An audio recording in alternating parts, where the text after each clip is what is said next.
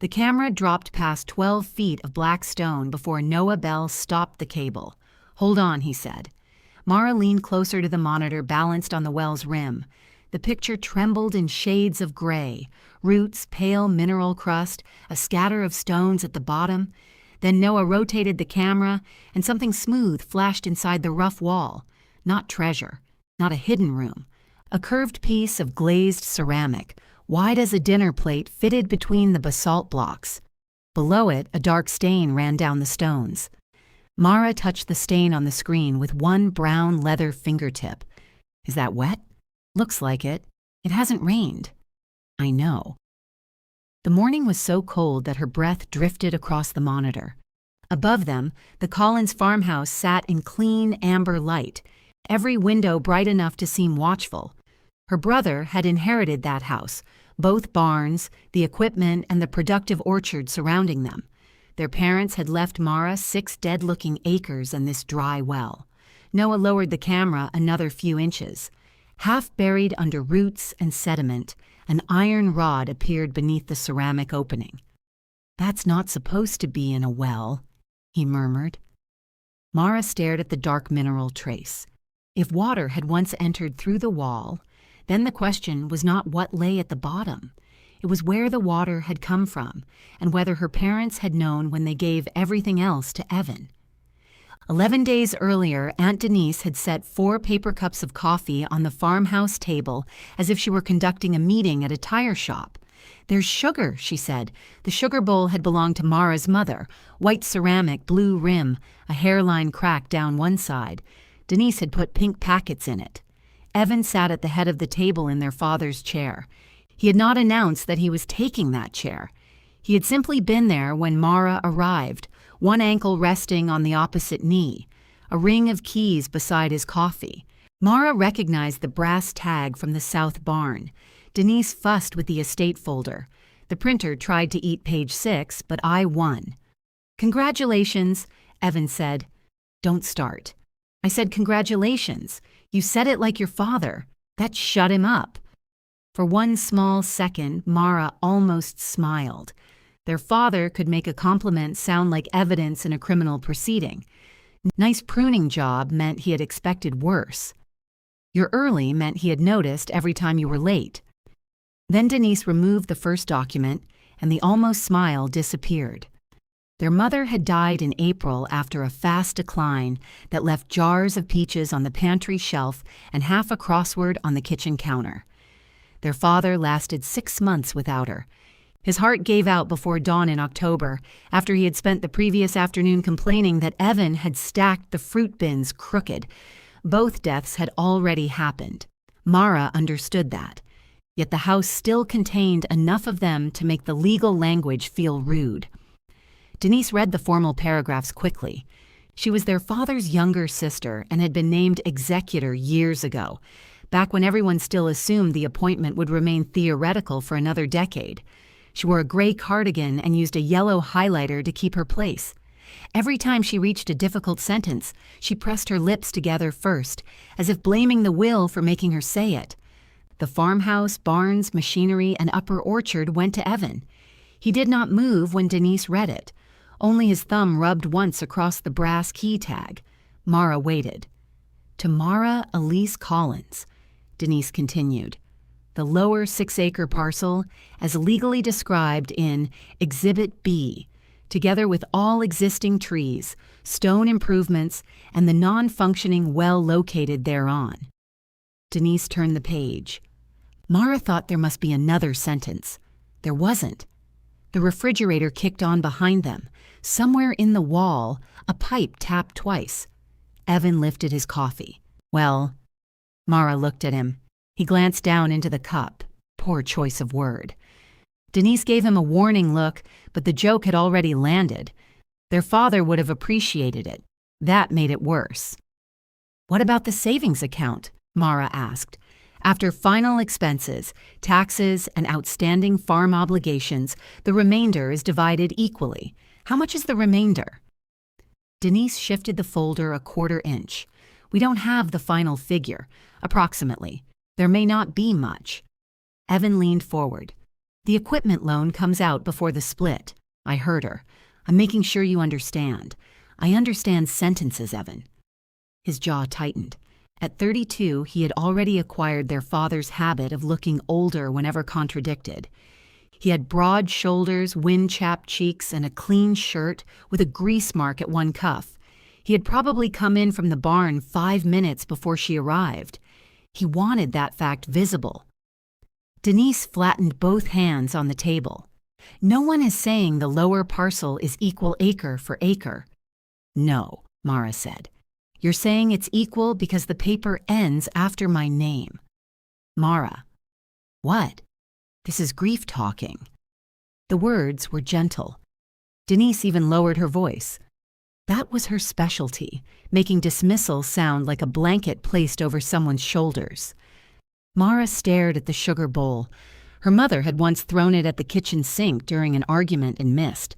For years afterward, the family story had been that the crack came from the dishwasher. Did they make this division together? Mara asked. The wills match. That wasn't my question. Denise's gaze dropped to the highlighted page. They signed them together. Evan exhaled through his nose. I've worked this place full-time since I was 19, and I worked it for free until I figured out other orchards would pay me. You left. I moved 12 miles. You left the operation. Dad never offered me part of the operation. He didn't need to offer. You either stay or you don't. Mara looked around the kitchen. The faded rectangle where her mother's calendar had hung. The burn mark beside the stove. Evan's keys on the table. He spoke as if staying were a door he had held open and Mara had refused to walk through. She remembered a different door. The office in the south barn. Her father bent over invoices while she stood holding a grafting knife she had sharpened for him. You're good with trees, Mare. Evan's better with the whole picture. She had been 21. She had spent 5 years proving that trees were a whole picture if a person knew how to look. Denise began explaining transfer dates and property taxes. Mara caught fragments. The lower parcel had no residence, no active utility service, no equipment allocation. The well was listed as non-functioning because that was how it appeared in the assessor's notes. The 6 acres had not produced a commercial crop in years. Some of the trees are alive, Mara said. Evan gave a short laugh. So are the weeds. How long since you irrigated down there? Why would I irrigate trees we weren't harvesting? That isn't an answer. 6 years, maybe 7. Their father had stopped sending water to the lower rows when the old pump began losing pressure. Mara had been working a cherry block near Silla then. By the time she came home and asked why the pears were browning, he said the lower ground had never paid for itself. Denise slid a separate sheet across the table. Evan has an option that might simplify things. Mara did not touch it. It's an offer, Evan said, not an ambush. Those usually come folded. It's 1 page. The number was printed near the middle. $38,000 for 6 acres. Mara looked up. You're serious. It has no house, no irrigation right we use, and no road frontage except the service lane. It borders your orchard, which is why it's worth more to me than anybody else. Apparently not much more. I'd cover closing costs. Denise nodded as if he had offered a kidney. It would give you cash without the annual tax burden or the expense of clearing it. Mara turned the paper around and pushed it back. Evan did not pick it up. You haven't even thought about it. You already did enough thinking for both of us. I'm trying to keep you from pouring money into a dead block because you're mad at 2 people who aren't here to argue back. That struck close enough to leave the room quiet. Mara stood. The chair legs scraped the linoleum. Denise said her name, but Mara was looking at Evan. Where's the boundary along the service strip? The old fence. The fence wanders. It's been there 40 years. So has the well. You're calling that worthless. His eyes narrowed. What are you getting at? I want a survey before I sign anything. Mara, surveys cost money, Denise said. So does being wrong about where my land ends. Outside, the cold caught in Mara's throat. The first hard frost had come overnight, crisp and white along the grass beside the driveway. She walked past her father's truck, then had to stop because it was Evan's truck now. Everything had changed ownership while keeping the same dents. She drove down the narrow lane to the lower parcel.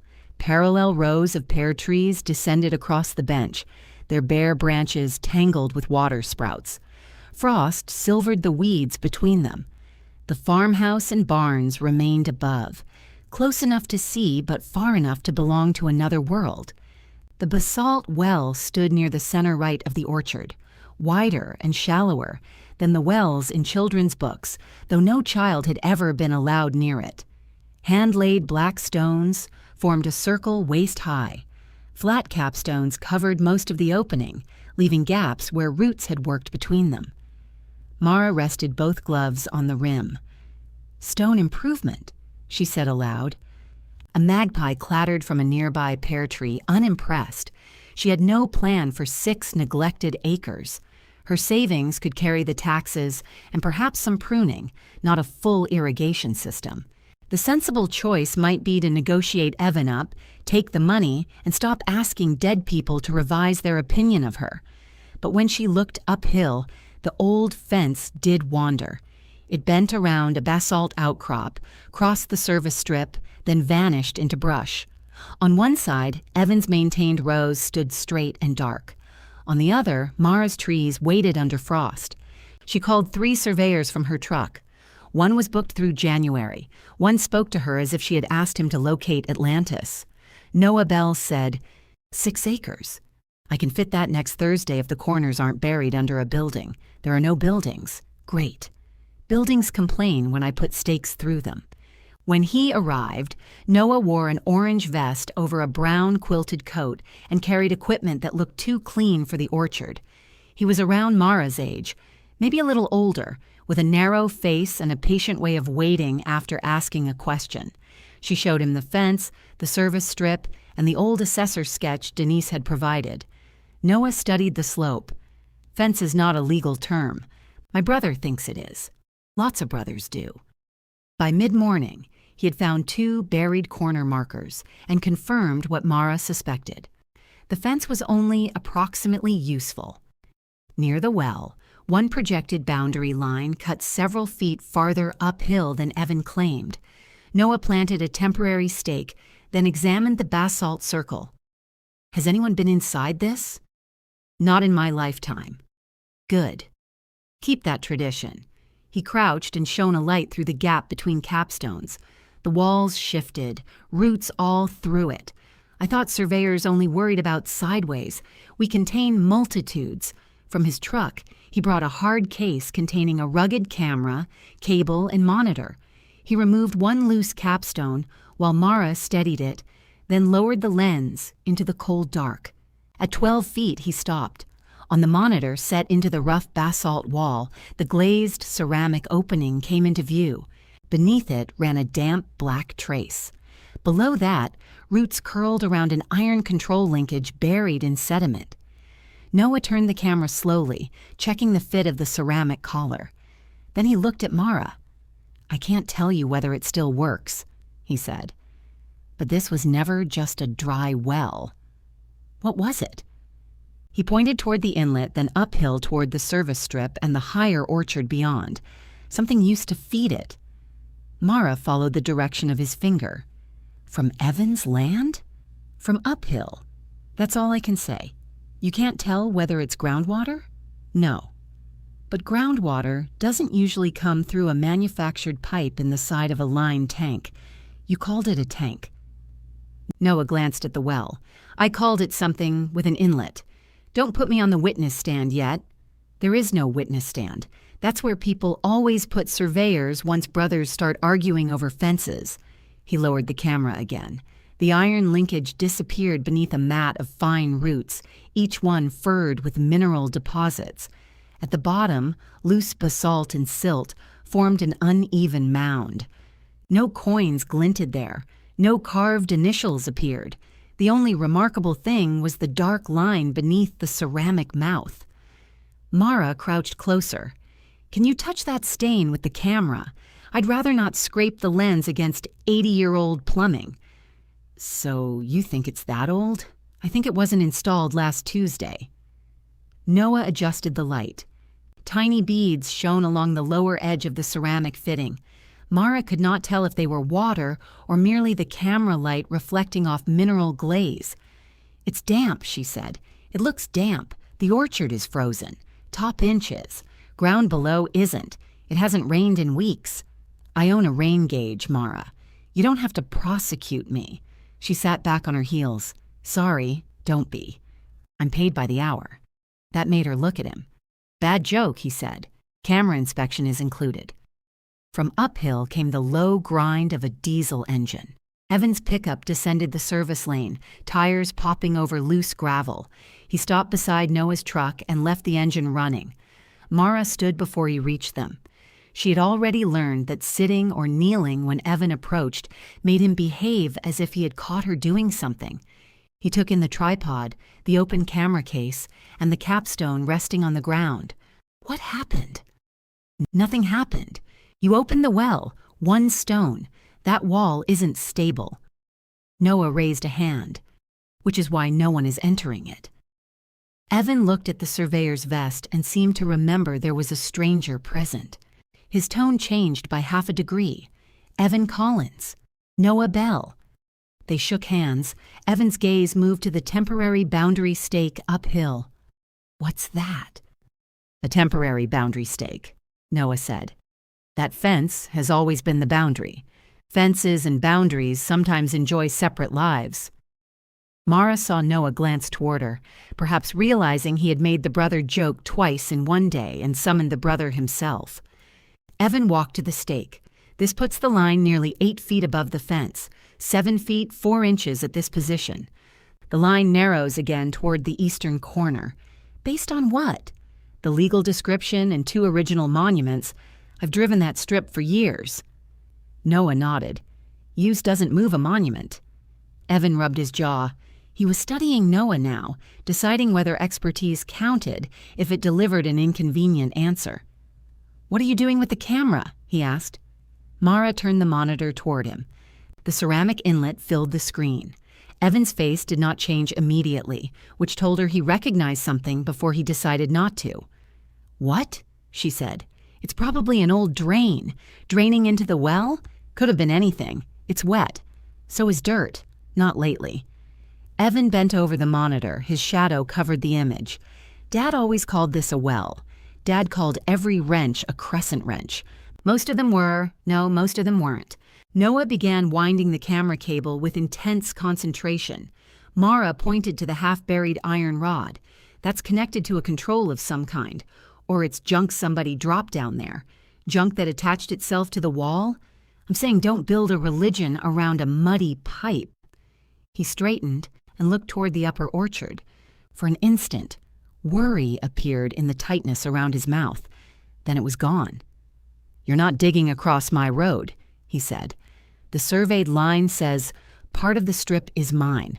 The road serves my equipment. It's a shared service strip. It was shared when the same people owned both parcels."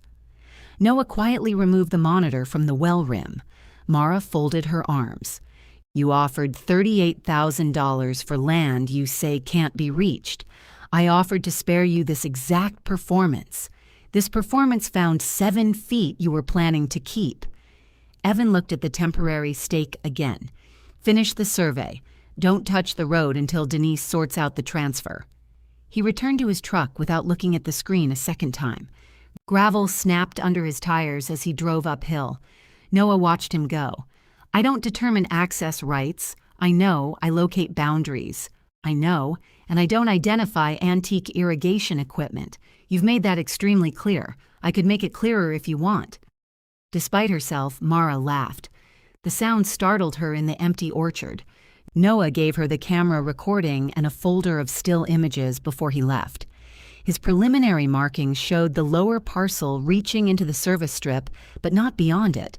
The ceramic inlet pointed roughly northwest, uphill through rows that had not received water in years. Mara stood beside the well after his truck disappeared. The cold had sharpened. Her phone showed 2 missed calls from Denise and a message from Evan. "Don't start tearing things up based on a camera picture." She put the phone away. The next call she made was to a woman she had not spoken to in almost 3 years. Cora James answered on the 7th ring. "If you're selling solar panels, my roof faces the wrong way. It's Mara Collins." There was a pause.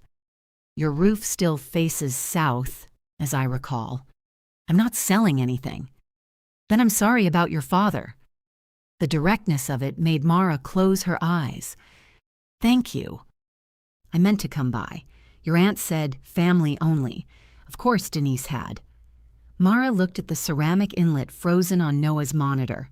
"Do you remember the well in the lower pear block?" Cora was silent long enough that Mara checked the phone. Finally she said, "That isn't a well." Cora lived in a low cedar house beyond the neighboring orchard, close enough for Mara to reach it in 10 minutes. Wind chimes made from sections of copper pipe hung beside the porch, producing deep, unhappy notes whenever the breeze moved them. Cora opened the door before Mara knocked. She was in her late 60s, compact and straight-backed, with cropped silver hair and a red flannel shirt tucked into work pants. Retirement had apparently failed to alter her wardrobe. "You look like your mother around the mouth," she said. "People usually say my eyes. People say eyes because it sounds nicer." She led Mara into a kitchen that smelled of coffee and wood smoke.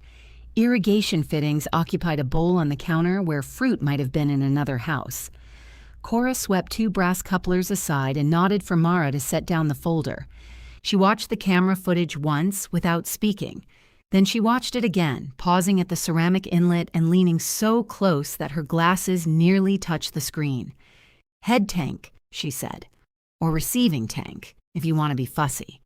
Gravity line fed it from uphill. Water collected there, then got released into the lower laterals. You're sure?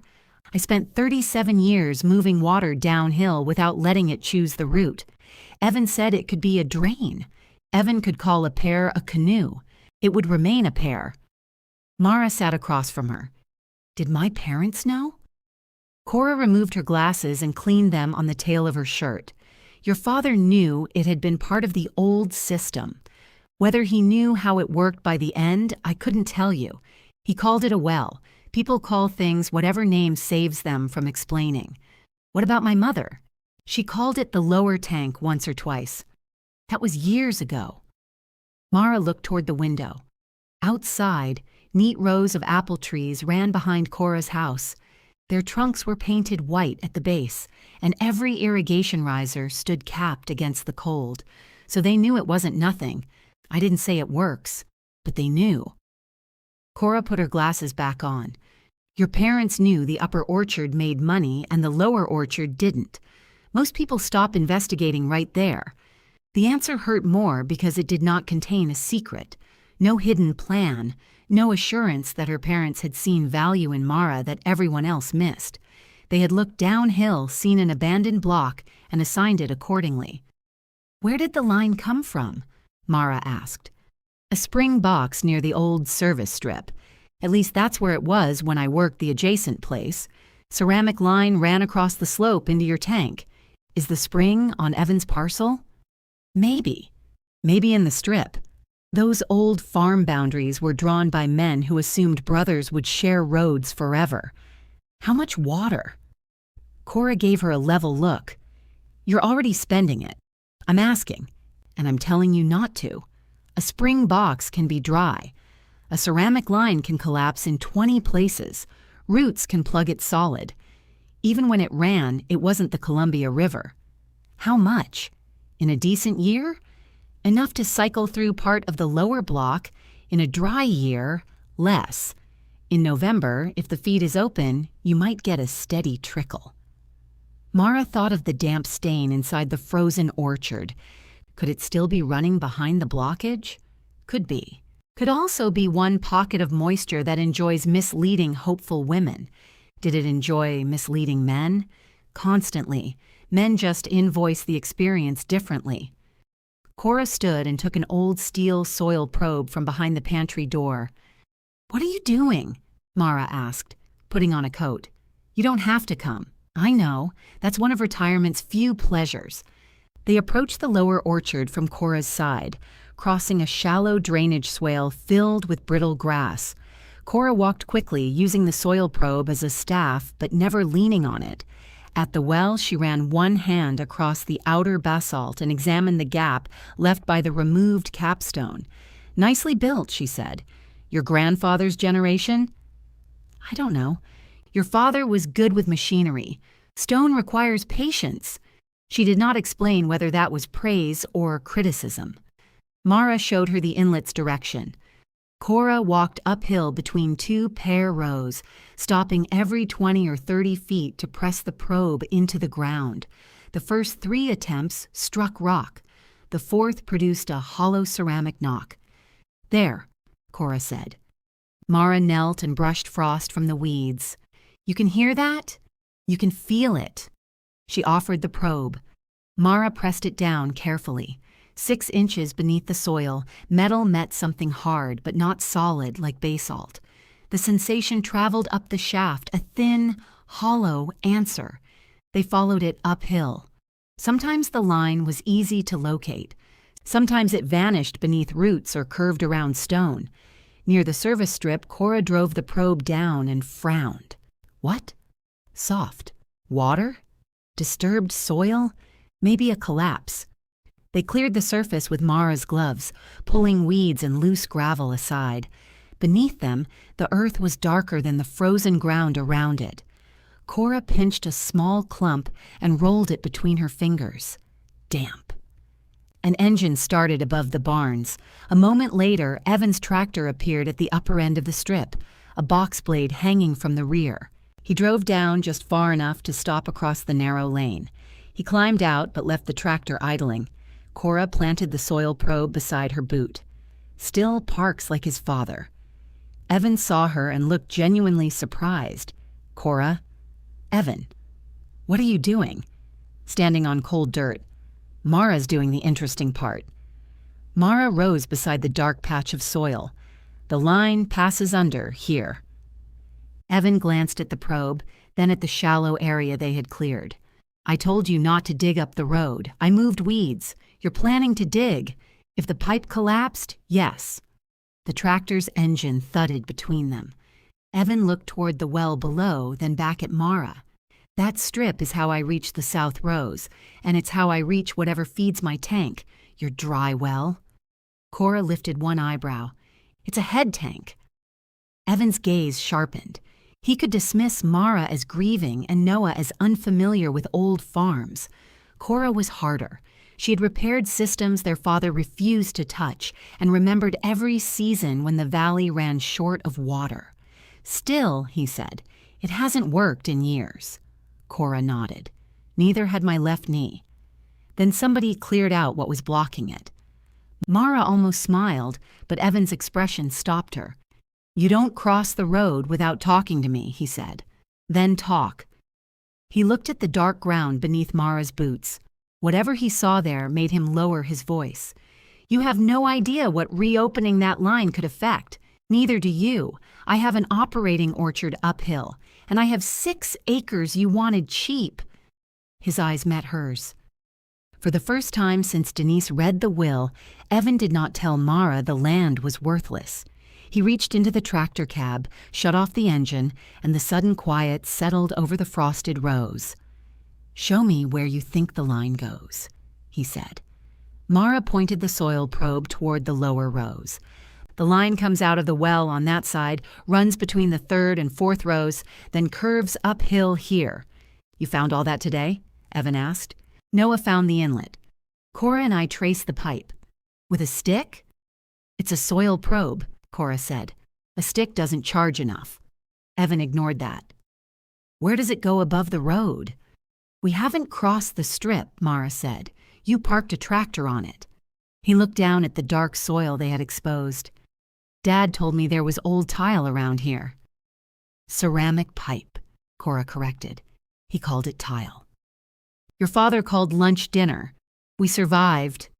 Evan rubbed the back of his neck. "I caught something with the box blade years ago, right around this spot." Mara stared at him. "You broke it?" "I caught it. I don't know if it was already broken. What did it look like? Orange-brown pieces. Mud." It was raining. And what did Dad say? To fill the rut before the delivery truck came. Cora pressed the probe into the soft ground, then angled it gently. A dull scrape sounded beneath them. You filled ceramic pieces back into the rut? Mara asked. I was grading the lane, Mara. I wasn't conducting an archaeological dig. How old were you? 24. Maybe 25. Old enough to notice a pipe. He said the line was dead. The answer came quickly, but his eyes had moved to the well. Mara imagined him 8 years younger, sitting on the tractor while their father stood in the rain, waving at a rut he wanted gone before somebody else saw disorder on his farm. Evan had obeyed. He was still obeying in certain ways, though the man giving orders was buried. Cora handed the probe to Mara. Find the upper side. The pipe was harder to trace beneath compacted gravel. Mara worked in a narrowing zigzag, pushing the steel down between stones while Evan watched. Twice she found nothing. On the third attempt, the probe struck something hollow just beyond the tire track. There. Evan crouched and put 2 fingers against the shaft while she tapped it lightly. All right, he said. The admission was so reluctant that Mara almost enjoyed it. Cora walked uphill along the edge of the strip, studying the weeds. If I remember right, the spring box was near a crooked cottonwood. There hasn't been a cottonwood here in 20 years, Evan said. Then look for a stump that has disappointed you. They found it beneath blackberry canes and a wind-thrown tangle of dead grass. The stump had rotted nearly level with the ground, but beside it, a square concrete lid showed through moss and mineral white soil. One corner had sunk. A rusted lifting ring lay flat against the center. Mara stopped a few feet away. The spring box was not hidden in any meaningful sense. It sat beside a lane her family had used for years. Evan had probably driven past it 1,000 times. She had walked near it herself without seeing more than an old concrete slab in the brush. Cora stamped down the blackberry canes. There you are. Evan looked at the box, then at Mara. That might be an old valve vault. It might serve us tea, Cora said. Lift the lid. The 3 of them cleared around the edges. Evan fetched a pry bar from the tractor. The first attempt produced only a gritty squeal. On the second, the lid rose 1/2 inch and dropped. Roots, Cora said. Or suction, Evan said. There is no suction in an empty box. How do you know it's empty? I don't. That's why you're lifting from the uphill side instead of putting your face over it. Mara wedged a flat stone beneath the corner while Evan pried again. The lid came up far enough for Cora to cut a web of blackberry roots with folding shears. Cold, mineral-scented air escaped through the gap. Together, Mara and Evan slid the slab sideways. The box beneath was only 3 feet deep, lined with old concrete darkened by age. A mat of fine roots filled most of it. Mineral deposits climbed the walls in pale shelves, and a ceramic outlet disappeared from the lower side in the direction of Mara's well. There was no standing water. Evan sat back on his heels. Dry. Cora lowered the probe into the root mat. Quiet. No offense, but staring at it won't make water. Your voice scares it. She shifted the roots carefully. The probe sank farther near the uphill wall, and the material there gleamed black instead of dusty brown. Mara leaned over. That's wet. Damp, Cora said. Let's not promote it yet. She touched one of the mineral shelves, then examined her fingertip. Spring seep probably enters under that root mass. Outlet's lower than the feed, as it should be. Could it be groundwater collecting in the box? Evan asked. Cora looked pleased. That is what a spring is, in its less glamorous clothes. So there's water? There's moisture. Water is moisture with ambition. Mara studied the buried outlet. Can we clear it? Not today. Why not? Because we don't know how the box is built under those roots, whether the outlet is cracked, or what happens when you pull out the only thing holding the wall together, and because it'll be dark in 2 hours. We have lights. Lights don't improve judgment. They just illuminate bad decisions. Evan stood and brushed dirt from his knees. You're not leaving that open. No, Mara said. We'll put the lid back, and no excavating the strip." She straightened. "We found the pipe." "You found broken pipe under my equipment lane. The survey says the parcel line includes part of the lane. It includes a narrow wedge at this end. That doesn't make the whole road yours." "I didn't say it did. You keep saying shared like that means you can shut it down." Cora climbed to her feet with a small grunt. She caught Mara noticing and frowned at her, daring her to offer help. Mara looked back at Evan. "How often do you need this lane right now?" "That's not the point. How often?" "I'm moving bins out of the south barn tomorrow. I'll run the flail mower through the upper rows next week if the ground stays hard. So give me 2 days when you're not using it." "To do what?" "Expose the collapsed section and see how much has to be replaced." "With what equipment?" "Shovels." Evan glanced at the frozen ground. "You'll last 40 minutes. Then it won't inconvenience you for long." His mouth twitched, not quite a smile. "Dad used to say that exact thing when you got stubborn." "No. Dad said I was being dramatic. He said that too." For a moment they were simply standing beside an old concrete box, remembering the same man accurately.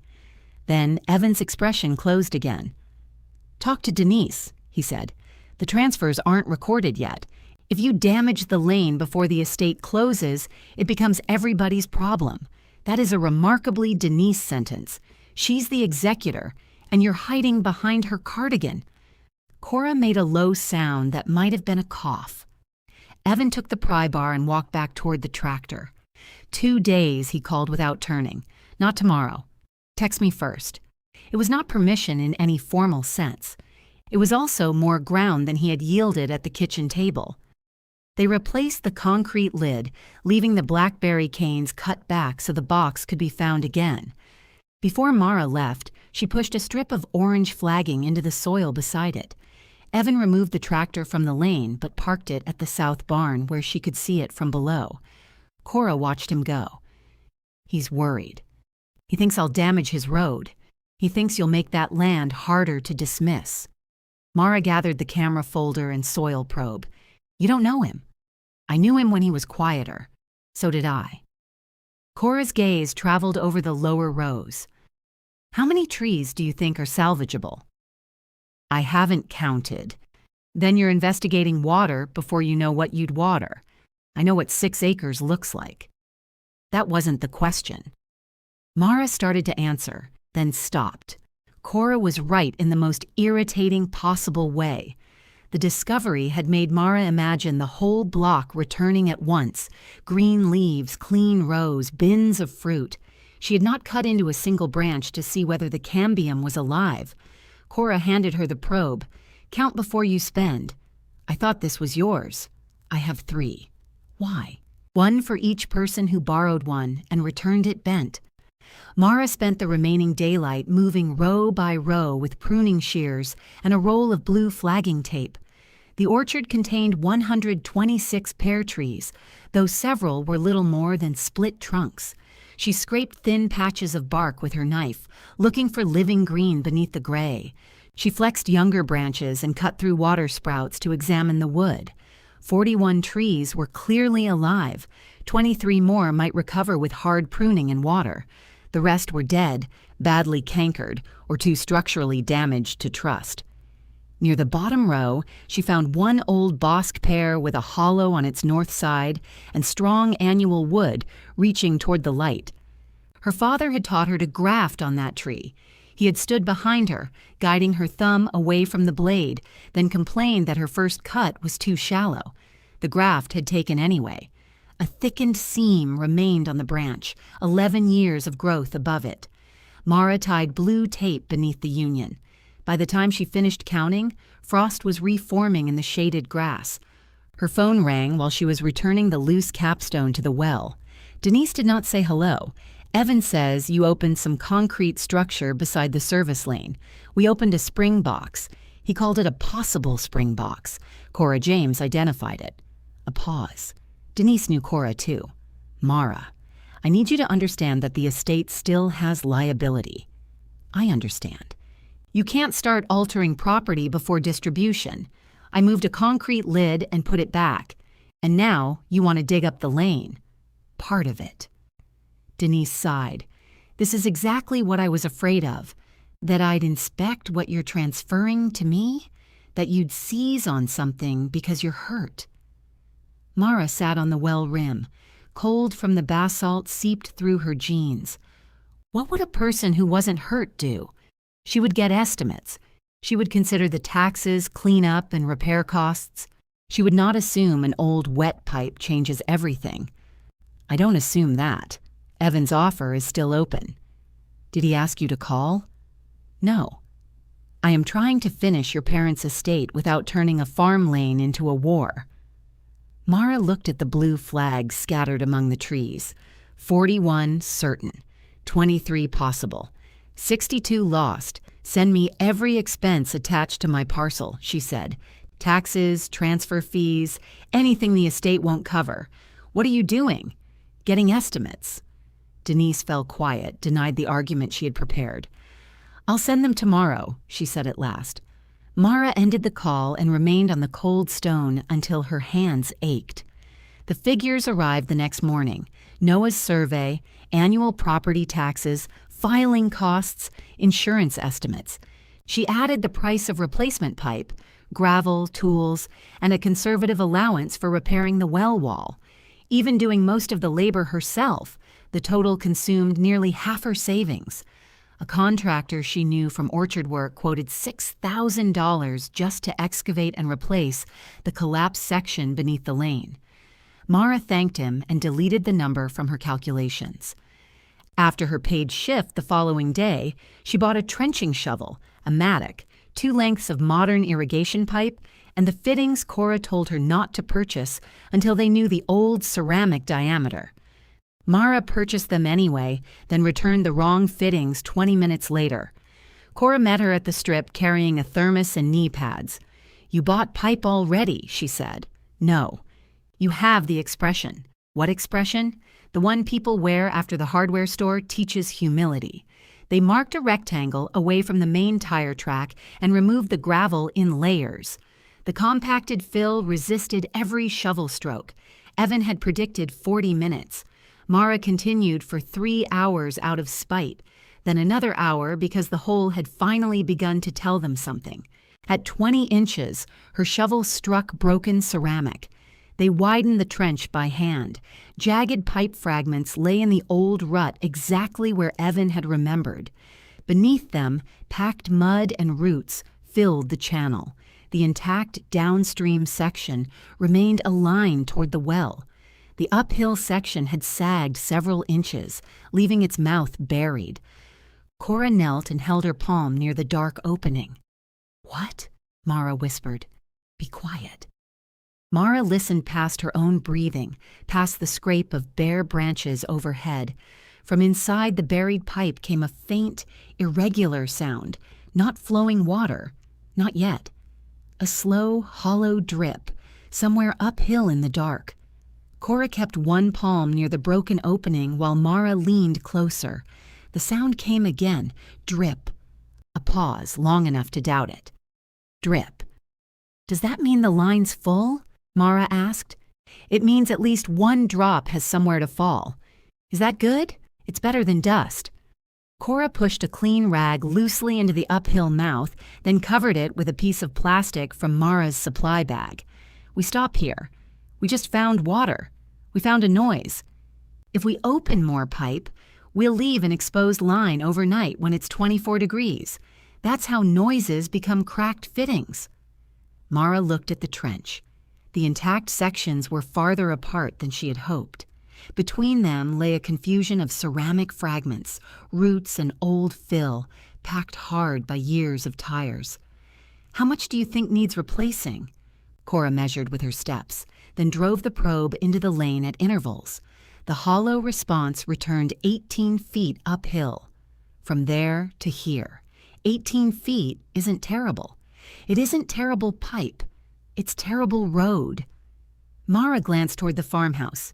Evan had not come down, but his pickup was beside the barn, facing the strip as if parked there to supervise. They covered the trench with plywood and weighted the edges with gravel. Mara texted Evan a picture before leaving. Pipe is exposed, but covered. Lane passable on east side. I need tomorrow and Friday. His answer arrived while she was putting tools in her truck. You said 2 days. Tomorrow and Friday are 2 days. Today counts. Today was 4 hours. 4 hours is part of a day. Mara typed, the sun was up before we started, then deleted it. I need 18 feet replaced. If you need the lane, tell me when. 3 dots appeared, vanished, appeared again. Bin truck at 10 tomorrow. After that, stay to the west side. It was the first useful sentence either of them had sent. The irrigation supplier opened at 7. Mara arrived at 7:03 with Cora's measurements written on the back of Noah's invoice. A man named Phil listened while she described the ceramic line, asked 3 questions, and informed her that 2 of Cora's proposed fittings had not been manufactured since the first Bush administration. Which Bush? Mara asked. The one people forget had been president. He sold her flexible pipe rated for buried irrigation, transition couplings, sand bedding, clamps, and a can of lubricant with a label suggesting it could solve problems outside agriculture. The total at the register made her stomach tighten. She inserted her debit card. Want the receipt? Phil asked. I wanted to apologize. He handed it over. It never does. At the orchard, frost snapped under Mara's boots. She unloaded supplies near the lane, then went to the lower rows while she waited for the bin truck. Dead branches had to come out whether the water returned or not. She cut until her shoulders warmed, stacking wood in neat piles beside the marked trees. At 9:40, Evan drove the bin truck down himself. He stopped beside her. You moved the plywood? Not yet. I need another foot. You said east side. The rear tires are wider than the cab. Mara set down the pruning saw. Give me 5 minutes. Together they shifted the plywood and shoveled loose gravel away from the truck's path. Evan looked into the trench. You dug that by hand? Cora frightened the dirt. He crouched near the jagged downstream pipe. That's what I hit. You're sure? The glaze? I remember the color. Did Dad come look? He looked from the tractor. You were driving the tractor. He was standing on the step telling me how. That was also easy to picture. Evan ran a thumb over one broken edge. He said it had been dry since before Mom's parents sold their place. Cora says the spring ran after that. Cora remembers water the way Dad remembered yields. Better every year. She identified the system before seeing the box. I'm not saying she's wrong. You've said it in several creative ways. He stood. I'm saying Dad believed it was done. Mara heard the distinction. Evan was no longer claiming the system had never existed. He was defending their father's decision to stop looking. Maybe believing something is done is how you make sure it stays that way. Evan met her eyes. Or maybe he had 40 acres producing and no money for a lower block that didn't. The truck idled behind him. Its exhaust drifted white through the clean air. You should go, Mara said. He climbed into the cab, then leaned out the window. Don't undermine the road shoulder. It'll slough when the ground thaws. I know how to dig. You know trees. Soil is the part underneath them. He almost answered, then pulled away. Cora arrived with 2 shovels, a level, and a paper sack of biscuits. They waited until the bin truck returned uphill before opening the trench across the tire track. The damaged pipe lay shallower than modern standards and had no proper bedding beneath it. Wherever the ceramic had broken, fine roots had entered and thickened into ropes. Mara hooked one with the mattock and pulled. It resisted, then released all at once, sending her backward into the gravel. Cora looked down at her. Did you win? Mara held up the root. Ask me when I can breathe. They removed every shard and cut the intact ceramic ends square enough for the transition couplings. The work was slow because the old line could fracture under a careless blow. By early afternoon, Mara's gloves were soaked through with cold soil. A car stopped above them. Denise stepped out wearing ankle boots better suited to the grocery store. She carried an envelope and watched Mara climb from the trench. I called, Denise said. My phone's in the truck. I can see why. Cora, kneeling over a coupling, said, "Hello, Denise."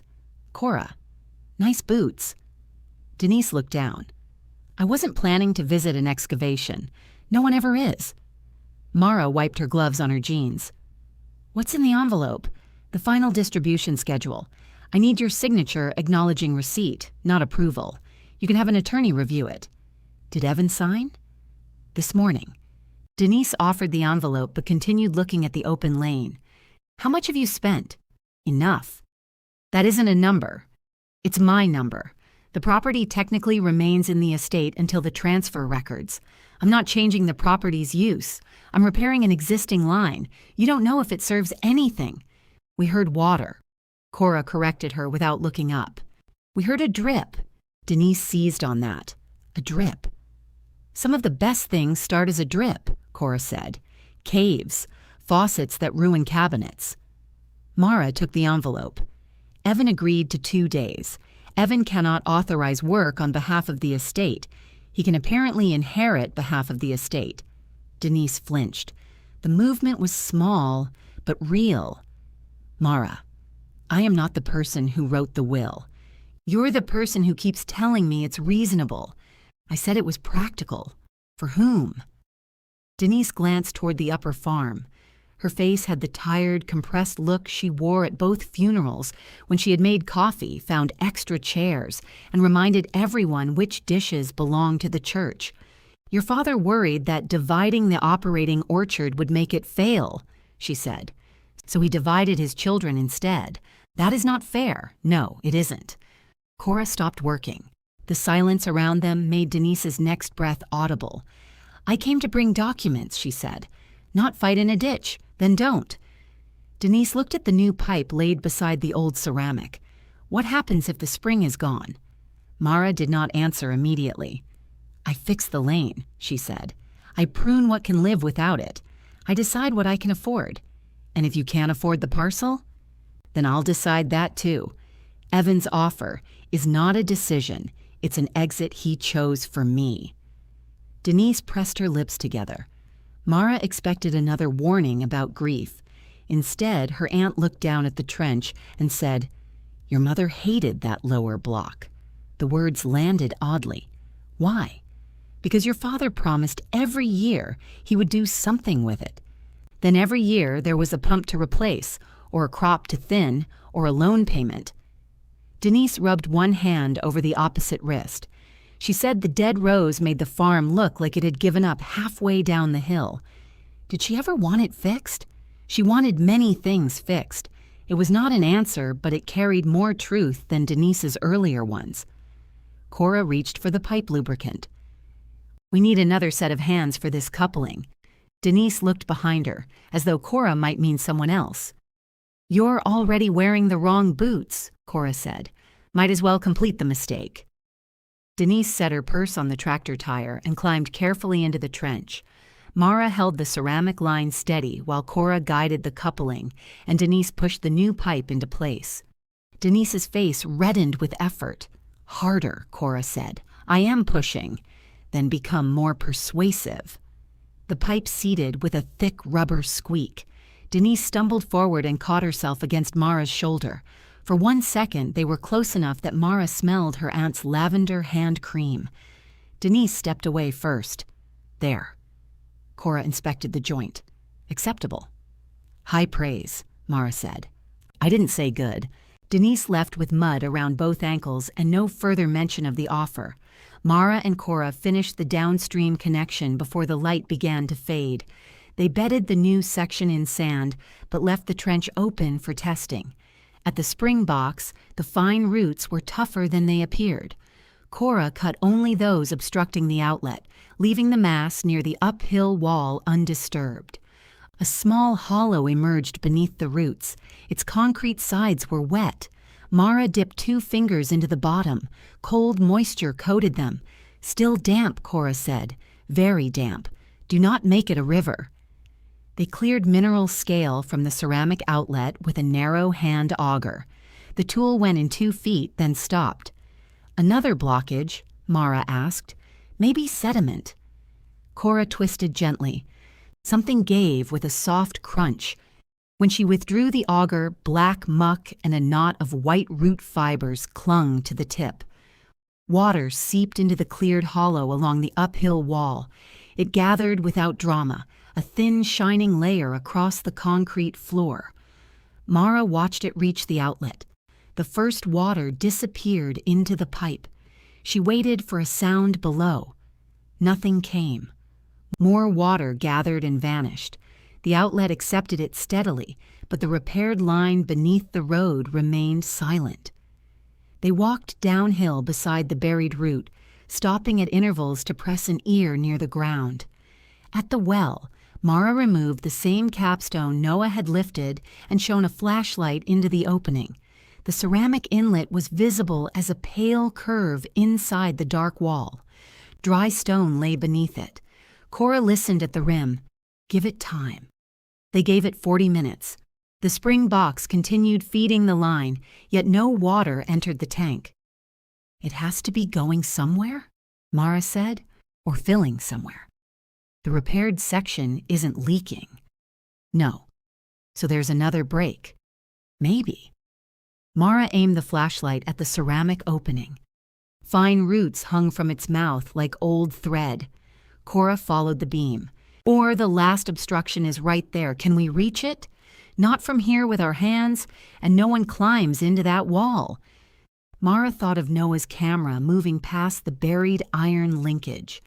The roots below the inlet had seemed like part of the general debris. Now she saw their direction differently. They had not simply grown down the well. They had grown through the pipe toward moisture. Behind that pale ceramic mouth, the repaired line was slowly filling. Cora replaced the capstone with Mara, leaving it slightly offset for the next inspection. What happens if pressure builds? Mara asked. With this spring? Nothing theatrical. It'll find the weakest opening and leak. Then we need to clear the inlet. Yes, tomorrow. Cora looked toward the amber light fading behind the upper barns. Tomorrow you call your surveyor and ask what he charges to lower that camera again. I have his recording. You need to see what moved after we fed the line. Mara took out her phone. There was a message from Evan asking whether the lane would be passable by morning, and another from Denise. I signed as witness that the repair concerns an existing irrigation line. Please don't make me regret it. Mara put the phone away without answering either one. Inside the well, beyond the reach of her flashlight, a faint tapping began against the ceramic inlet. The line was no longer empty. Noah answered on the second ring. If your brother moved one of my stakes, tell him they reproduce when threatened. The stakes are fine. I need the camera again. There was a pause. Did something change? We repaired 18 feet of pipe and cleared the spring box. Water is going into the line, but nothing is reaching the tank. You repaired it already? Most people say hello before criticizing me. I said hello yesterday. He returned before 9, wearing the same orange vest and carrying a travel mug large enough to provision a small expedition. Cora was waiting at the well with a coil of fiberglass rod, 2 long hooks, and a rusted tool Mara could not identify. Noah looked at the collection. Should I ask? Only if you enjoy being told you're young, Mara said. Cora picked up the rusted tool. Valve key. It looks handmade. Everything was handmade before stores convinced people to buy worse versions. Noah set the monitor on a capstone. They removed the same loose stone, and he lowered the camera through the opening while Mara watched the screen. The upper wall was unchanged. Pale mineral crust gave way to darker basalt. When the ceramic inlet appeared, Mara leaned forward. Water shone behind a web of roots filling the pipe mouth. There, she said. It's full. The pipe is full at this end, Noah said. That isn't the same as intact all the way. If it were leaking badly, would it be full? Not necessarily. You could just say it's encouraging. I'm licensed against encouragement. Cora tapped the screen. Show me below the inlet. Noah rotated the camera. The iron linkage emerged from sediment beneath the ceramic collar.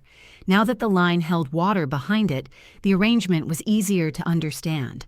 A flat iron arm ran upward toward a narrow slot under the inlet, where a sliding plate had stopped partway open.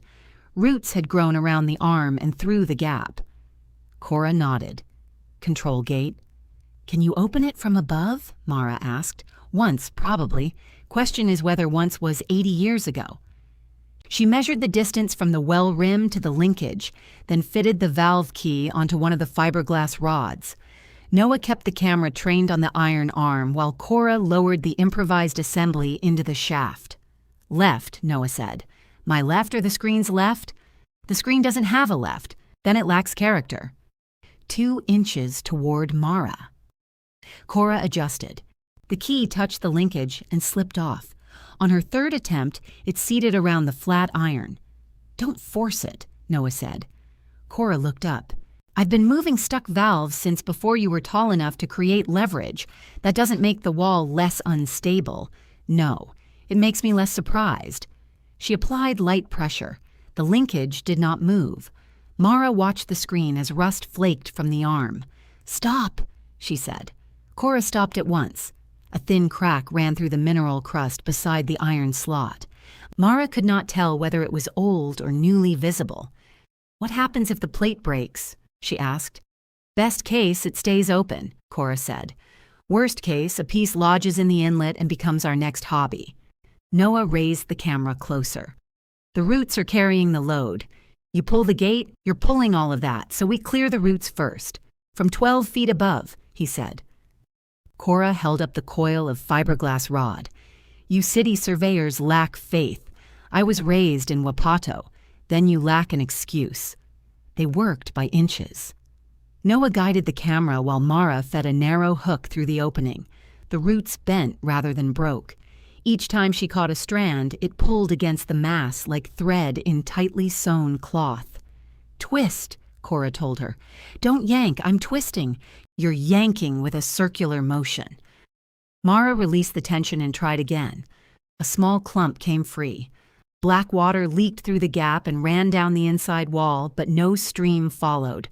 The root mass shifted forward, plugging the opening more tightly. Good, Cora said. That made it worse.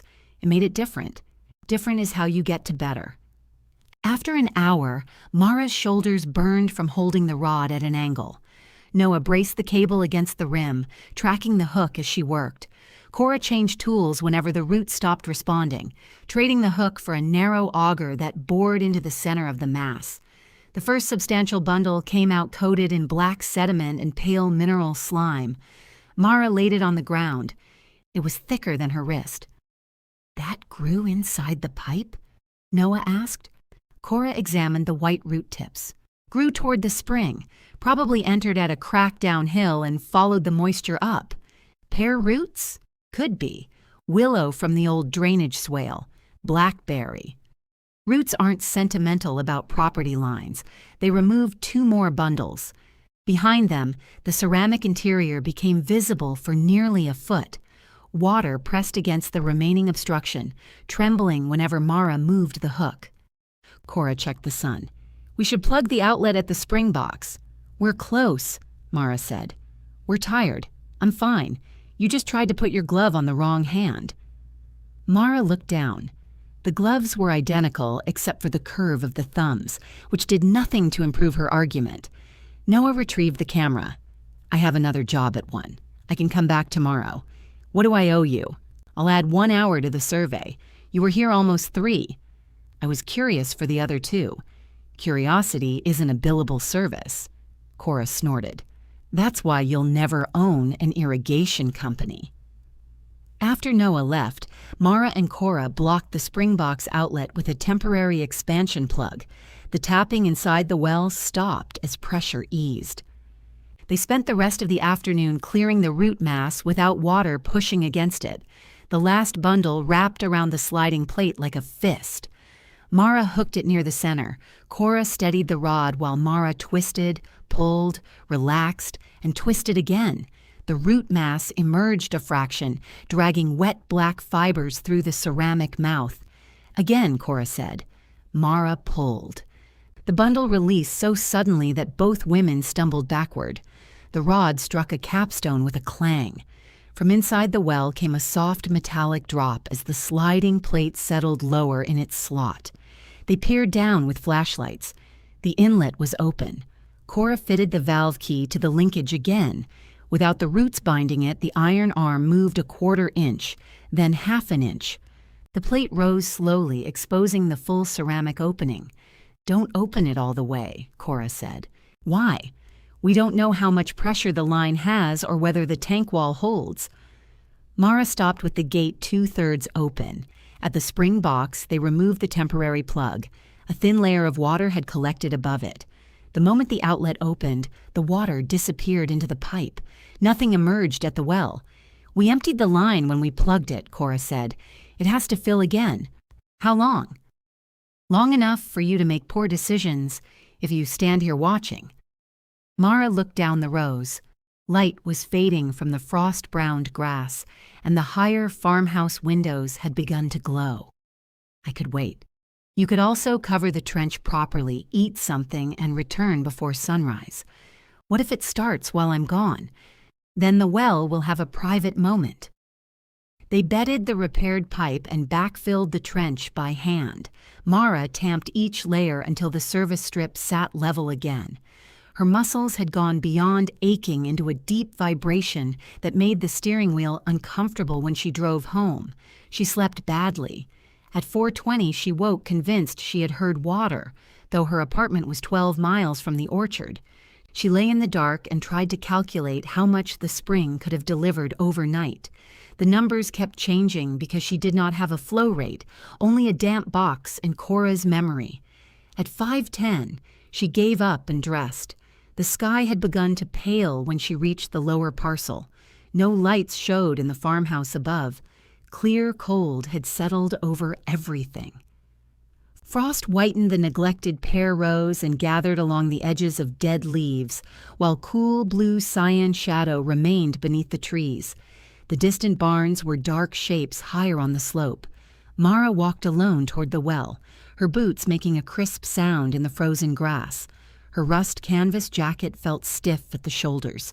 She had braided her dark wavy hair without turning on the bathroom light, and loose strands had already escaped around her face. From several yards away, the well looked unchanged. Her chest tightened. She approached from the left, stopping beside the capstone they had removed and laid on the ground. One gloved hand rested on its rough surface. The circular basalt well stood center right among the diagonal pear rows, black against the frost. Mara looked into the opening. A narrow stream entered through the exposed glazed ceramic inlet. It was no wider than 2 fingers. No gush, no sudden reservoir, only a clear, steady thread falling against the inner wall. The stones beneath it had turned from pale mineral gray to wet black. Each splash made a small sound that the frozen orchard seemed to hold. Mara did not move. She had expected triumph to feel louder. Instead, the sight loosened something behind her ribs so quietly that she noticed only when her breath shook. The farmhouse caught the first restrained amber edge of dawn above her. For years, everyone standing up there had looked down and seen dead rows around a dry well. Mara stood below, watching the old inlet deliver what it had been built to carry. Not abundance, not proof of anyone's secret intention. Water. She laughed once under her breath, then covered her mouth with the back of her glove. The stream continued without caring. Cora arrived 20 minutes later carrying 2 measuring buckets, a stopwatch, and coffee. "You started without me," she said. "I didn't start it." Cora looked into the well. Her expression softened, though she hid it quickly by checking the gate opening. "Steady? Since I got here? That's not a measurement. It's been emotionally steady. Water doesn't bill by emotion." They diverted a sample at the inlet using a length of clean hose fixed to the fiberglass rod. The first bucket filled in 6 minutes and 12 seconds. The second took 6 minutes and 20, about 1 3/4 gallons a minute, Cora said. Mara waited for more. "That's it? That's the rate. Is it good? It's real. For how many acres?" "Not 6. The answer cut through the warmth in Mara's chest. Cora tested the water's clarity and smell, then watched the inlet again. If the flow holds seasonally, if the tank stores properly, if you use low-volume distribution, maybe a small block. We don't know the spring's annual pattern. We don't know what summer does to it. 1 acre? Maybe more? Maybe less. Mara stared at the rows. 41 clearly living trees, 23 uncertain. She had already imagined water reaching all of them. Cora touched her arm. Do not punish a small spring for failing to be a river. A wet sheen appeared between 2 basalt stones near the well's base. Mara crouched. Water beaded along the outer mortar, gathered and darkened the frost beneath it. The wall is leaking. Yes. How badly? Cora marked the growing wet patch with a piece of chalk. We'll find out. By mid-morning, the narrow stream still entered through the inlet. Inside the tank, however, the level had risen less than an inch. Water seeped through 3 joints and vanished into the surrounding soil. Evan came down the repaired service strip on foot. He stopped beside the well and listened. Mara expected a joke. He made none. Cora showed him the measured rate and the leaking seams. Evan looked from the water to Mara, then across the 6 acres. That won't run the whole block, he said. I know. It might not even fill this tank. I know. His eyes settled on the darkened stones. Dad must have seen it leak. The old hurt rose quickly. Dad saw a lot of things. Evan shoved his hands into his coat pockets. What now? Mara looked at the thin stream, the chalk marks, and the first shallow pool collecting beneath the inlet. Now I find out what it can do, she said, instead of blaming it for what it can't. Cora answered before Evan could. First we shut it down. Mara turned from the well. Why? Because water leaking through loose stone in freezing weather is how you turn a repair into a collapse. It just started. And it proved the spring is alive. Now let the tank prove it can survive being useful. Mara hated closing the spring box outlet. The water had taken years and 4 days to return, depending on how a person counted, and less than 3 hours to become a threat. She fitted the expansion plug while Cora watched the wet concrete floor. Back at the well, the narrow stream thinned to a cord, then a thread, then a series of drops. The last one darkened the same stone as the others. Evan stood with his hands in his pockets. You want the mortar tools from the barn? Mara looked at him. Do we have mortar tools? I do. The correction was automatic. He heard it after he said it. Our father had mortar tools, Mara said. Evan glanced uphill. I'll bring them down. He returned with 2 steel trowels, a joint scraper, a rubber mallet, and a canvas tool roll stiff with old dust. Their father had labeled the handles in black marker. Collins. As if the tools might forget where they belonged. Evan set them beside the well. You should get somebody who knows stone. I will. Not Cora. From the service strip, Cora called, I heard that. I assumed you would. Then speak more intelligently when I'm far away. Evan looked at Mara. You see what I deal with? For the last week, yes. He left the tools and walked uphill. A mason from Yakima came that afternoon. Mara had worked beside him on an orchard retaining wall 2 years earlier, and he agreed to inspect the well for the cost of fuel and an hour. He tapped stones, measured the shifted upper ring, and crouched over the leaking joints. The wall isn't about to fall in if nobody gets ambitious, he said. But don't climb inside, don't pull stones from the inner face, and don't fill it above the inlet until these seams are repointed. Can it be sealed? Better than this. Not like a swimming pool. Old head tanks were allowed to breathe a little. What would it cost? He gave her 2 numbers. The first included dismantling and rebuilding the upper courses. The second covered stabilizing the cap ring and repointing the worst joints with material suited to the old stone. The smaller number was still $2,800. Mara looked into the shallow water. What if I do the joint work? You know mortar? I know how to follow instructions. That was not my question. I know enough to know this isn't hardware store concrete. The mason studied her hands, perhaps assessing whether competence could be inferred from calluses. I stabilize the upper ring. You rake and repoint only the joints I mark. If a stone moves, you stop. Would that hold?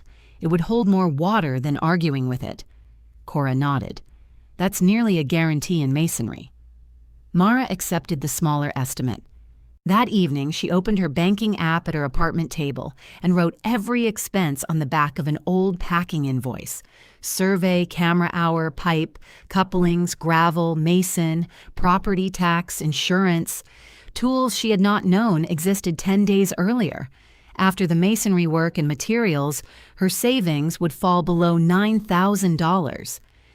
Evan's offer sat in her email because Denise had sent a digital copy after the will meeting. $38,000. No financing contingency, closing costs covered. Mara opened it, read the number, and closed it again. She could sell and leave with more money than she had ever saved. She could stop taking extra shifts. She could rent a better apartment with a kitchen drawer that did not come off its track. She could also spend the next 20 years driving past Evan's orchard, wondering whether 1 3/4 gallons per minute had been enough to change her life. The question sounded foolish when reduced to gallons. It felt less foolish in the dark.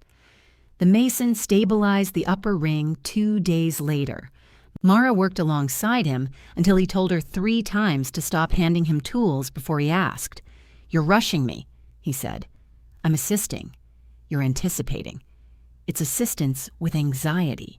When he finished, blue chalk marked 6 leaking joints below the inlet and 2 along the outer base. Mara raked out loose mortar only where he had indicated, flushed dust from the gaps, and packed in fresh repair mortar with her father's narrowest trowel. The first joint looked terrible. Cora inspected it. "Did you apply that with a boot?" "I can redo it." "You will." By the 4th, Mara learned to press the mortar deep without smearing the basalt face. By the 6th, the joint looked as if it belonged there. While the mortar cured, she returned to the trees. She removed dead limbs first, working from the top of each marked pear downward.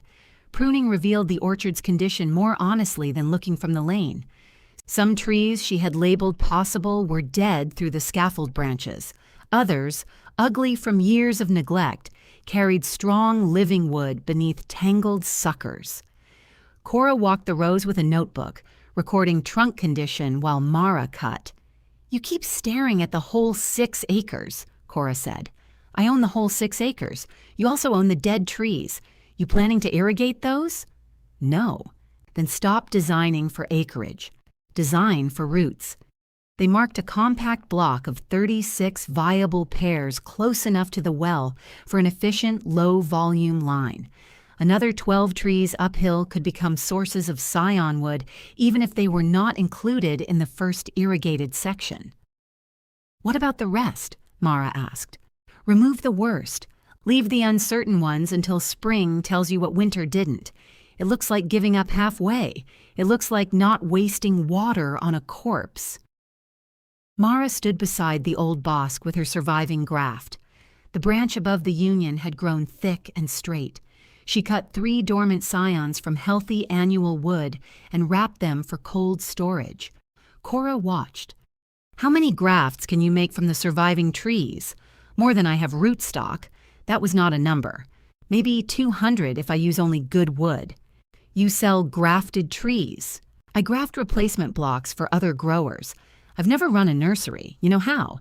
I know the work. That's usually the portion people skip." Mara looked toward the well.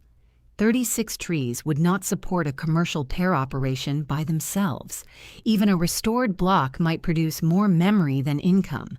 A nursery needed less land but more attention. Young rootstock could be watered precisely. Grafted trees earned value through skill and time, rather than sheer acreage. She resisted the idea because it fit too quickly. Quick ideas had already cost her pipe fittings. The spring might weaken, she said. Yes. The tank still might leak. Yes. I don't know if anyone would buy from me. Yes. You could occasionally disagree. I disagree that uncertainty is an argument. The estate transfer recorded while the mortar was curing. Denise asked Mara and Evan to meet at the farmhouse to collect the final documents and settle the remaining personal property. The kitchen table had changed. Evan's unopened mail occupied their father's place, and a bowl of green pears sat in the center. They were store-bought. Mara could tell from 6 feet away. Denise handed Mara the recorded transfer, tax information, and a ring holding one new padlock key for the lower parcel's gate. "Everything is final," she said. "The estate will remain open only for the last account." Evan slid a folded page toward Mara. She did not unfold it. "What is this?" "Revised offer." Denise looked uncomfortable, which meant she had already seen it. "How revised?" 42. "Because there's water. Because the boundary gives you more of the service strip than I expected, and because you've put money into repairs. $4,000 covers both. It's still a 6-acre parcel without a house, and now with a functioning spring line. 1.7 gallons per minute is not a water right worth celebrating." Mara's face warmed. "How do you know the rate?" "Cora told me." "Cora doesn't report to you. She was buying coffee at the same place as me. This valley is not designed for secrets." Denise touched the edge of the paper. "No one is requiring an answer today." "I have one." Evan leaned back. "At least read it." "No. You spent almost $3,000 on stonework, and you haven't tested the distribution lines. I'm offering you a clean way out while it still looks like a win." The old phrase struck her. "Looks like." The farmhouse looked like value because its roof was painted and its lights came on. The upper rows looked secure because someone had already decided they deserved water.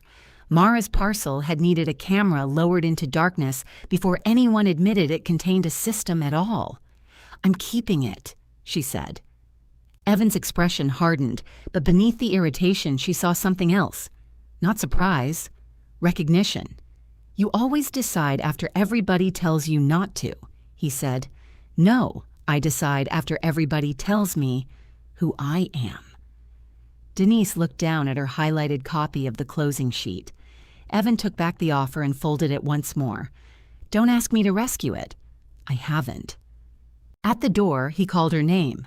Mara turned. He held out their father's grafting knife. The wooden handle was dark from decades of use. "It was in the equipment drawer," he said. "You're the one who uses it." The gesture was too small to repair anything and too accurate to reject. Mara took the knife. "Thank you. Don't make it ceremonial." "I said 2 words.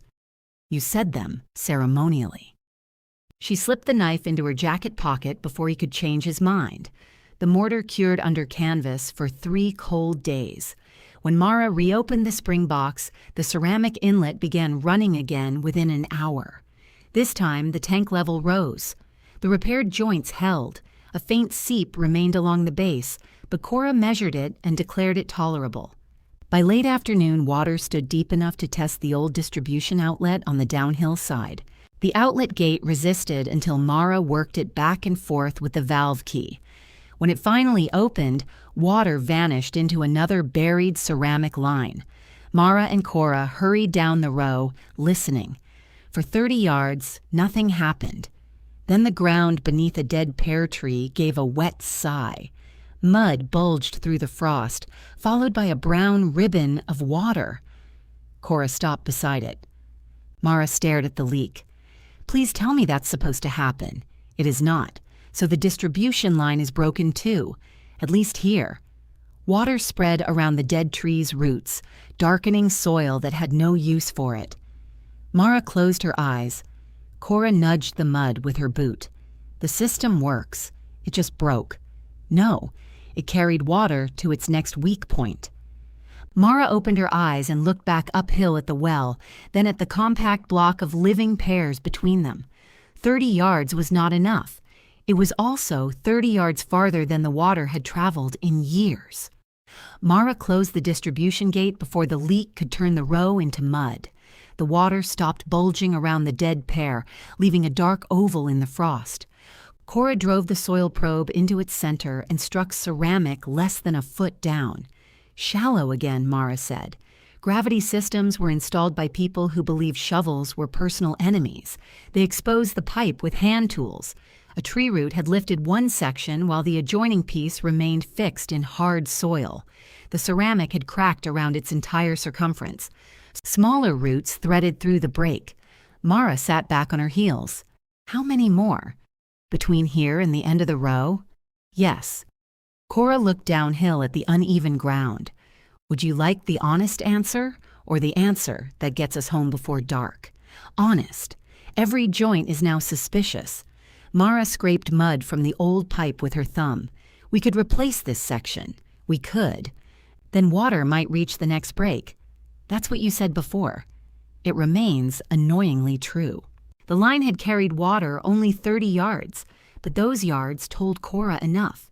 The old distribution network was too shallow, too brittle, and too invaded by roots to trust. Finding and repairing every break would require trenching through most of the orchard. Mara had already spent money restoring one buried system. She was not going to spend the rest discovering how many ways the second one had failed. What if we stop using it? She asked. The outlet? The buried laterals. Keep the head tank, install a filter at the outlet, and run new low-pressure line on the surface. Cora studied the slope. Temporary line freezes. We drain it before hard weather. Coyotes chew it. I'll post a strongly worded sign. Signs are ineffective against coyotes. They're individualists. But it could work. For a small block, 36 trees, and a nursery row if the rate holds. Mara looked at the dead tree standing over the broken ceramic. Then we stop asking this line to come back. Cora nodded once. Good. It felt strange to abandon part of the old system after fighting so hard to revive the rest. Yet the decision was cleaner than sentiment. The spring box gathered water. The feed line carried it. The basalt tank held enough to create pressure. Those parts earned repair. The distribution laterals did not. Mara capped the broken outlet beyond the well and left the exposed section visible. She wanted to remember where the old line ran, but she no longer needed it to determine what happened next.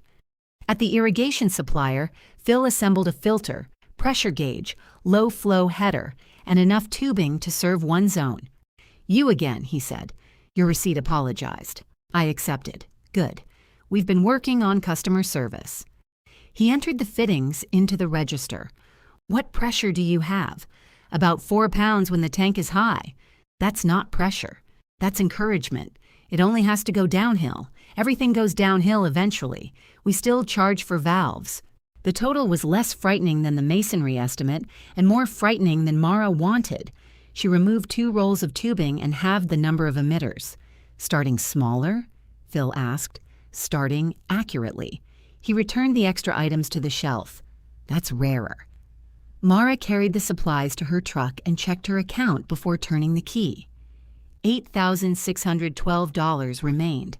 The annual property tax had not yet been paid. Rootstock would cost money in the spring. So would removing the dead trees if she rented equipment instead of spending weeks with a saw and chains. At her regular orchard job, she asked the foreman for every available pruning shift. He looked at her blistered palms. You planning to use your hands again someday? He asked. Not recreationally. He gave her 3 additional mornings. That meant leaving home before 4, pruning commercial rows until noon, then driving to the lower parcel to work until the light failed. By the 3rd day, she slept through an alarm and woke with 1 boot on, sitting upright on the edge of her bed. Cora found her at the well that afternoon trying to attach the filter backward. You look terrible, she said. Thank you. That was not criticism. It was diagnosis. I'm fine. People who are fine don't put arrows against flow. Mara removed the filter and turned it around. I picked up extra shifts. For how long? Until I have enough. Cora unscrewed the thermos lid and poured coffee into it. That is not a date. I can't keep spending without replacing the money. You also can't replace yourself at the hardware store. I'm not asking you to do this. No. You keep arriving early so the work will be half finished before I can object. Mara tightened a fitting too hard. The plastic threads clicked. Cora took the wrench from her. Stop. I didn't break it. You almost did. I said, I'm fine. And I said, stop. The sharpness in Cora's voice cut through Mara's fatigue. She stepped back. Cold water moved through the pipe beside them, soft and continuous. The repaired well wall wore a band of darker basalt below the inlet, but the level held. Everything Mara had accomplished seemed to be asking for another purchase, another hour, another proof that she deserved to keep it. I can pay you, Mara said. Cora stared at her. For what? For your time? You cannot afford my time. Then I shouldn't be taking it. Cora placed the wrench on the capstone. My husband died 7 years ago. We had been married 41 years, 39 of them peacefully enough to remain in the same house. Mara waited. Cora had never mentioned a husband. He managed irrigation crews badly, Cora continued. I corrected him professionally. He resented it personally. It gave our marriage structure. I'm sorry. So am I, not constantly. Grief would be unbearable if it insisted on office hours. Cora looked across the orchard. After he died, people brought casseroles and stopped asking me to solve things. Apparently, widows are allowed to eat but not remain useful. Mara glanced at the tools, the marked trees, and the filter she had nearly ruined. So this is charity for you? She asked. No. Charity makes me itch. This is an exchange. For what? In spring, if that bosque wood is sound, you graft 2 branches onto my old comacy tree. It has excellent roots and fruit with the personality of wet cardboard. That's not equal. I set my own prices. Mara wrapped both hands around the coffee cup. It was hot enough to sting through her gloves. You could have said that earlier. You could have asked earlier instead of inventing a debt. They drank coffee beside the well until Mara stopped feeling as though the orchard were moving beneath her. The new header ran from the tank outlet along the upper edge of the chosen block. They placed a flush valve at the low end and smaller lateral lines down each row. Mara installed emitters only at the marked trees, 2 per root zone, leaving capped points where nursery rows might go later. The work made the orchard's limits visible. Black tubing reached 36 living trees and passed dozens of dead ones without stopping. Mara cut the dead trunks low enough that their shadows no longer confused the pattern. Evan came down carrying a pear branch. He held it out to Mara without greeting. What do you think this is? A dark sunken patch circled the wood near a pruning cut. Where did it come from? Upper bosque block. Which row? 7. How many trees? 4 that I've seen. Mara turned the branch in her hand. Likely bacterial canker. Cut back into clean wood. Sanitize between trees. Don't prune the rest in wet weather. It's been dry. Then do it now. Evan looked at the new tubing. You're laying that above ground? For now. Dad would have buried it. Dad buried ceramic and then forgot where. He'd say, surface line looks temporary. It is temporary. That's one of its virtues. Evan nudged the capped old outlet with his boot. You gave up on the laterals? I stopped repairing what doesn't serve the plan. What's the plan? 36 trees. Maybe fewer after winter. A small nursery block. He looked at her. Nursery? I know how to graft. Young trees use less water than 6 acres of mature pears. Who's buying them? No one yet, so this is a business without customers. It's an orchard without fruit right now. You still call yours a farm in November. His mouth tightened. I was asking. You ask like Dad. You answer like Mom. Mara had no response ready for that. Evan pointed uphill. I need the service strip Tuesday with the flail mower. Your repair settled near the west tire track. I know, I marked it. I'll need the full width. Then don't take the mower down until I compact the fill again. I'm not waiting a week. I said I'd do it tomorrow. He looked toward the strip. Orange flags marked the repaired 18-foot section. Frost had loosened the top gravel, but the bedding beneath remained firm. Fine, he said. Tomorrow. He took the branch back, then noticed their father's grafting knife clipped inside Mara's jacket pocket. You sharpened it wrong, he said. I sharpened it for grafting. Dad kept a steeper bevel. Dad used it to cut baling twine. Evan almost smiled. He used everything to cut baling twine. After he left, Cora said, "That was a request for help disguised as an accusation. It was a diseased branch. I meant the knife." Mara checked the blade with her thumb. "The bevel is right." "I know." They flushed the new lines before attaching the last emitters. Black sediment ran from the low valve, then cleared. Mara closed it and opened the tank outlet halfway. The pressure gauge climbed slowly to 3.5 pounds. Cora walked the first row while Mara watched the filter. "Nothing yet. Give it time. I enjoy giving water time. People less so." At the first tree, a bead formed beneath the emitter and fell. Another followed. Down the row, one by one, small dark circles appeared in the pale soil around living roots. The flow was almost embarrassingly modest. No spray rose above the grass. No rushing sound carried through the orchard.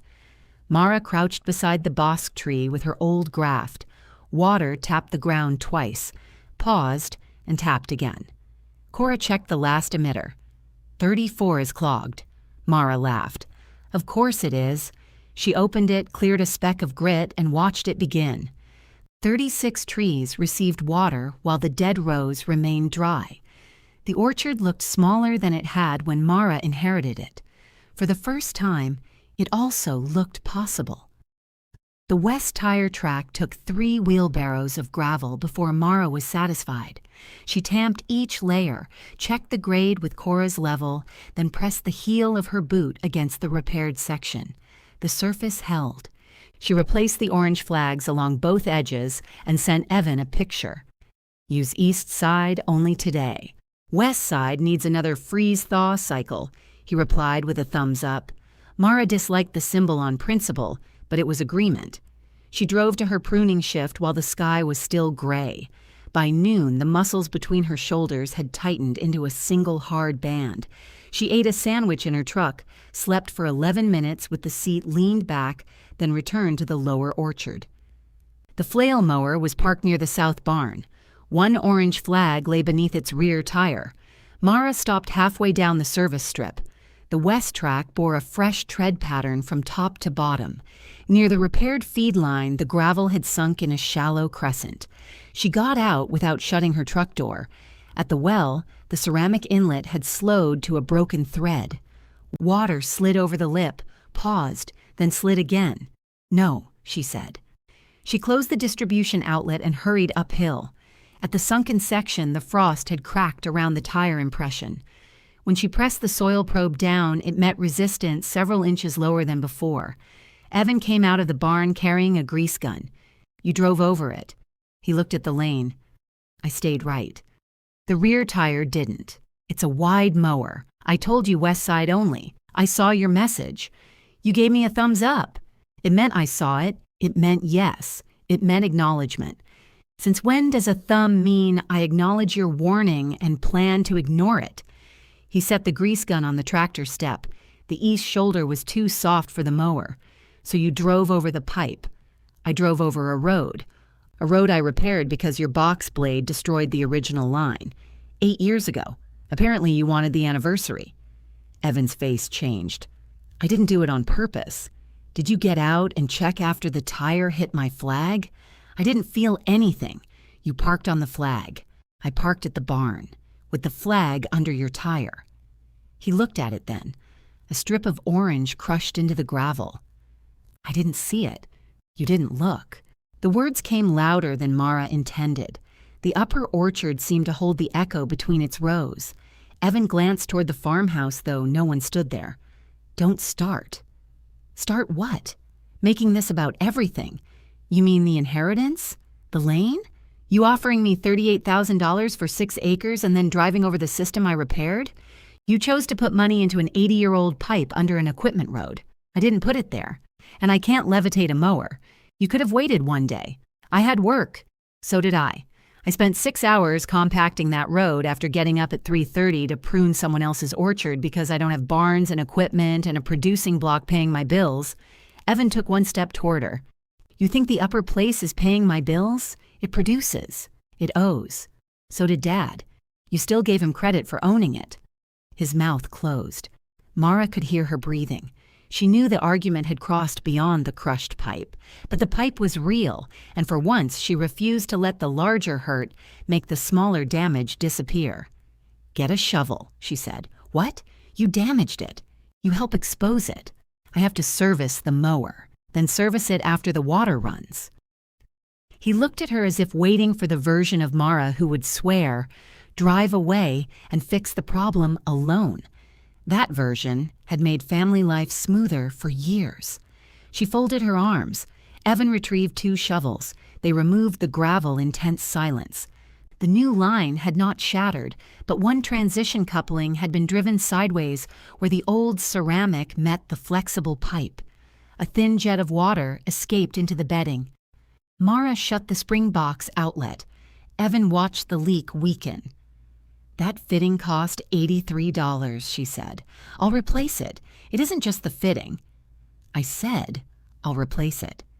It's the sand, gravel, clamps, and 4 hours if the ceramic end cracked." Evan crouched and cleared soil with his glove. "It didn't." "You don't know. I can see it." "You can see the top?" He looked up. "Do you want my help, or do you want to make me stand here and confess that I've had an easier life? I want you to stop assuming damage is small because it happens to me." The sentence landed between them. Evan sat back on his heels. Dirt streaked one side of his jeans. "You think getting the house means I got our parents?" Mara stared at him. "What does that mean?" "It means every room has their stuff in it. Every bill comes with Dad's handwriting on the envelope. The pump loan, the tractor loan, the roof he said had 5 more years when it had one. You drive up there and see everything I got. I wake up at 2 in the morning hearing the furnace make a noise and wonder which inheritance is breaking next. You offered to buy mine because 6 acres attached to the farm is easier than 6 acres owned by someone angry at me. Then you did understand the offer was for your convenience." "Of course it was. I wasn't starting a foundation." The bluntness almost made her laugh. She hated that. Evan scraped more soil from the coupling. "I also thought you'd take the money. Why? Because you're not stupid. That's your explanation? You had a job, savings, no debt except your truck. Dad gave me an operation held together with loans and baling wire. I thought you'd be relieved. Did you ever ask?" "No." "Neither did they." "I know." It was the first time Evan had said that without defending the division afterward. Mara looked down at the fitting. Water had stopped. The flexible pipe remained bent, but the ceramic collar appeared intact. "Hand me the small trowel," she said. He passed it to her. They uncovered the joint completely. The coupling seal had folded inward on one side. Mara loosened the clamps while Evan held the pipe in alignment. They cleaned the ceramic, inspected it under a flashlight, and found no crack. Evan drove to the irrigation supplier for a new seal. When he returned, he also brought 2 bags of bedding sand and a steel plate wide enough to bridge the repair until the ground settled. "Phil says you've become a frequent flyer," he said. "Phil talks too much. He said to tell you arrows point with flow. That happened once. They installed the new seal, rejoined the line, and opened the spring box. Water filled the repaired section without leaking. At the well, they waited.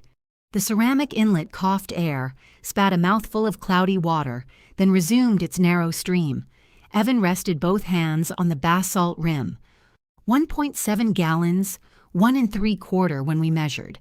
That's 2,500 gallons a day." Mara looked at him. "I did the math." "Why?" He shrugged. "Couldn't sleep." 2,500 gallons sounded substantial until spread across mature orchard trees, soil evaporation, storage loss, and an entire season. Still, it meant Evan had lain awake thinking about her spring instead of dismissing it. "You can't use the west track until the plate is down," she said. "I know, and if I flag something, I stop. A thumbs up means you agree. A thumbs up means civilization is declining. Then type yes." He nodded. "Yes." They laid the steel plate over the repair and rebuilt the road around it. Evan used the tractor loader to carry gravel but stopped where Mara directed. Before driving away, he took a picture of the finished section and sent it to her while she stood beside him. Mara's phone chimed. Road fixed. West side closed until you say otherwise. You could have just told me, she said. I wanted documentation. For the witness stand? Noah's made me cautious. The following morning, Mara measured the inlet again. The first bucket filled in 8 minutes. She emptied it and repeated the test. 8 minutes, 17 seconds, 1.3 gallons, she told Cora when she arrived. Cora checked the spring box and both repaired sections. No leak appeared. The root mat remained damp, and water entered the outlet at the same quiet pace. So the spring dropped, Mara said. Or yesterday's disturbance released stored water, and now we're seeing the base rate. That's almost 25% less. Yes. Can 36 trees live on that? Not by asking the question once in November. Mara looked at the nursery points capped along the new header. She had spent the previous evening pricing rootstock in quantities of 50 and 100. The smaller order cost more per tree. The larger order made sense only if the spring held. Cora read her expression. You ordered something. Not yet. Good. I was going to put down a deposit. Also not yet. If I wait too long, the varieties I want sell out. Then order fewer. Fewer costs more. Dead rootstock costs even more. Mara poured the measured water into the tank rather than waste it. Every time I make the plan smaller, it starts looking less like a business. Every time you make the plan honest, it starts behaving more like one. They began a flow log. Morning and evening, Mara recorded the time required to fill 5 gallons, the tank level, air temperature, and whether the orchard zone had run. The numbers moved 1.3, 1.4, 1.2 after a particularly cold night. No miracle stabilized them. Mara ordered 50 rootstocks. The deposit consumed less than she feared and more than she liked. She chose sturdy pear rootstocks suited to the valley, enough for a test nursery and replacements within the revived block. When the confirmation arrived, she printed it and tucked it into the same folder as Noah's camera images. Denise visited while Mara was installing protective cages around the surface valves. She brought a cardboard box from the farmhouse. More documents? Mara asked. Kitchen things. Inside lay her mother's cracked sugar bowl, 2 dish towels, and a small aluminum measuring cup with a bent handle. Evan said you should have these. He did. I said you should. He did not argue. Mara lifted the measuring cup. Her mother had used it for flour, fertilizer, dog food, and once to bail water from a clogged sink. Denise noticed the flow log on the well rim. You measure it every day? Twice. I thought once water came back, that was the problem solved. No, that was the problem identified. Denise looked down the black tubing toward the 36 damp circles beneath living trees. It seems like a great deal of work for something so small. Mara set the bent cup beside the marked bucket. It is, she said. This time, she did not hear small as worthless. Denise picked up the bent measuring cup and turned it over in her hands. Your mother used this to scoop pellet fertilizer, she said, and sugar, not after the fertilizer. She rinsed it. Denise made a face. That explains her coffee. Mara smiled despite herself. Denise set the cup beside the flow log, but she did not leave. The inlet entered the well with its restrained, steady sound. From where they stood, the repaired system did not look impressive. A filter assembly, black tubing, chalk marks on basalt, orange flags along a road. Most of the orchard remained bare and dead. Did she know the spring might still work? Mara asked. Your mother? Yes. I don't think so. Denise wrapped her cardigan tighter. She knew there had been water. That's different. She knew enough to call it a tank. She grew up around people who kept names long after the thing changed. She called the laundry room the porch because it had been a porch in 1989. Mara watched a drop fall from the measuring cup's bent lip, though it was empty. Why did she agree to the will? Denise looked uphill before answering. Your father was afraid dividing the operating farm would destroy it. Your mother was afraid Evan would have nowhere else to go. He owns a truck. That is not what she meant. I know. She thought you could build a life anywhere. The sentence might have been intended as comfort. Once, Mara would have accepted it that way and despised herself later. So they gave him the life that was already built, she said. Denise's eyes lowered. Yes, and called my part confidence. Denise did not reach for grief or practicality. Maybe. Being capable doesn't mean it hurts less to be left out. No.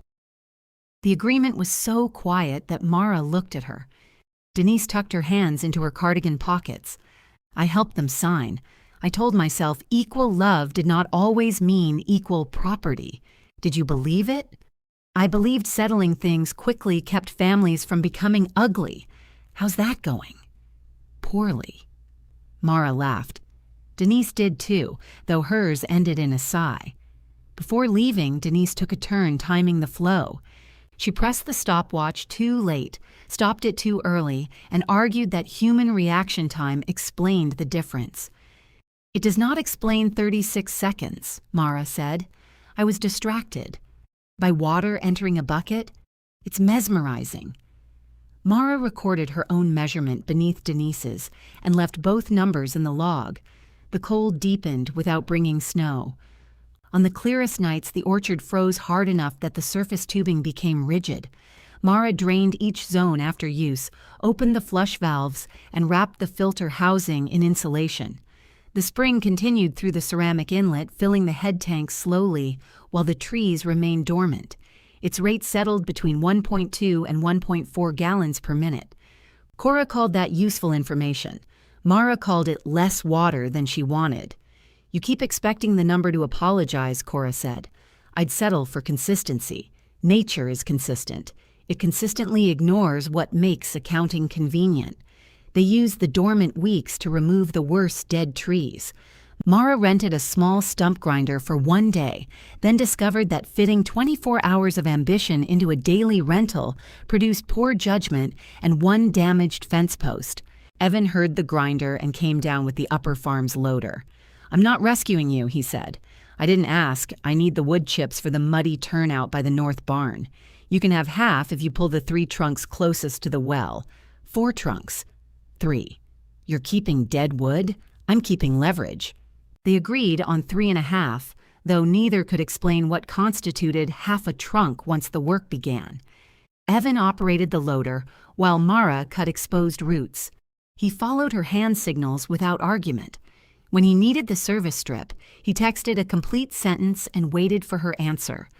The steel plate remained over the repaired feed line until the ground settled firm beneath it. The change was not tenderness, it was procedure. Mara trusted it more. She spent evenings designing the nursery block on graph paper. 50 rootstocks would occupy less than a quarter acre with room to work between rows. She planned 2 irrigation zones so a cracked line would not deprive every young tree at once. The surviving orchard would receive water on a separate rotation after the tank recovered. Cora examined the plan at her kitchen table.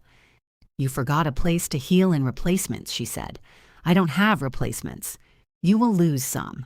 I know. Then draw where failure goes. Mara added a narrow trench at the north edge. Cora tapped another section. Too close to the old pear roots. I'm removing that tree. The roots remain after the obituary.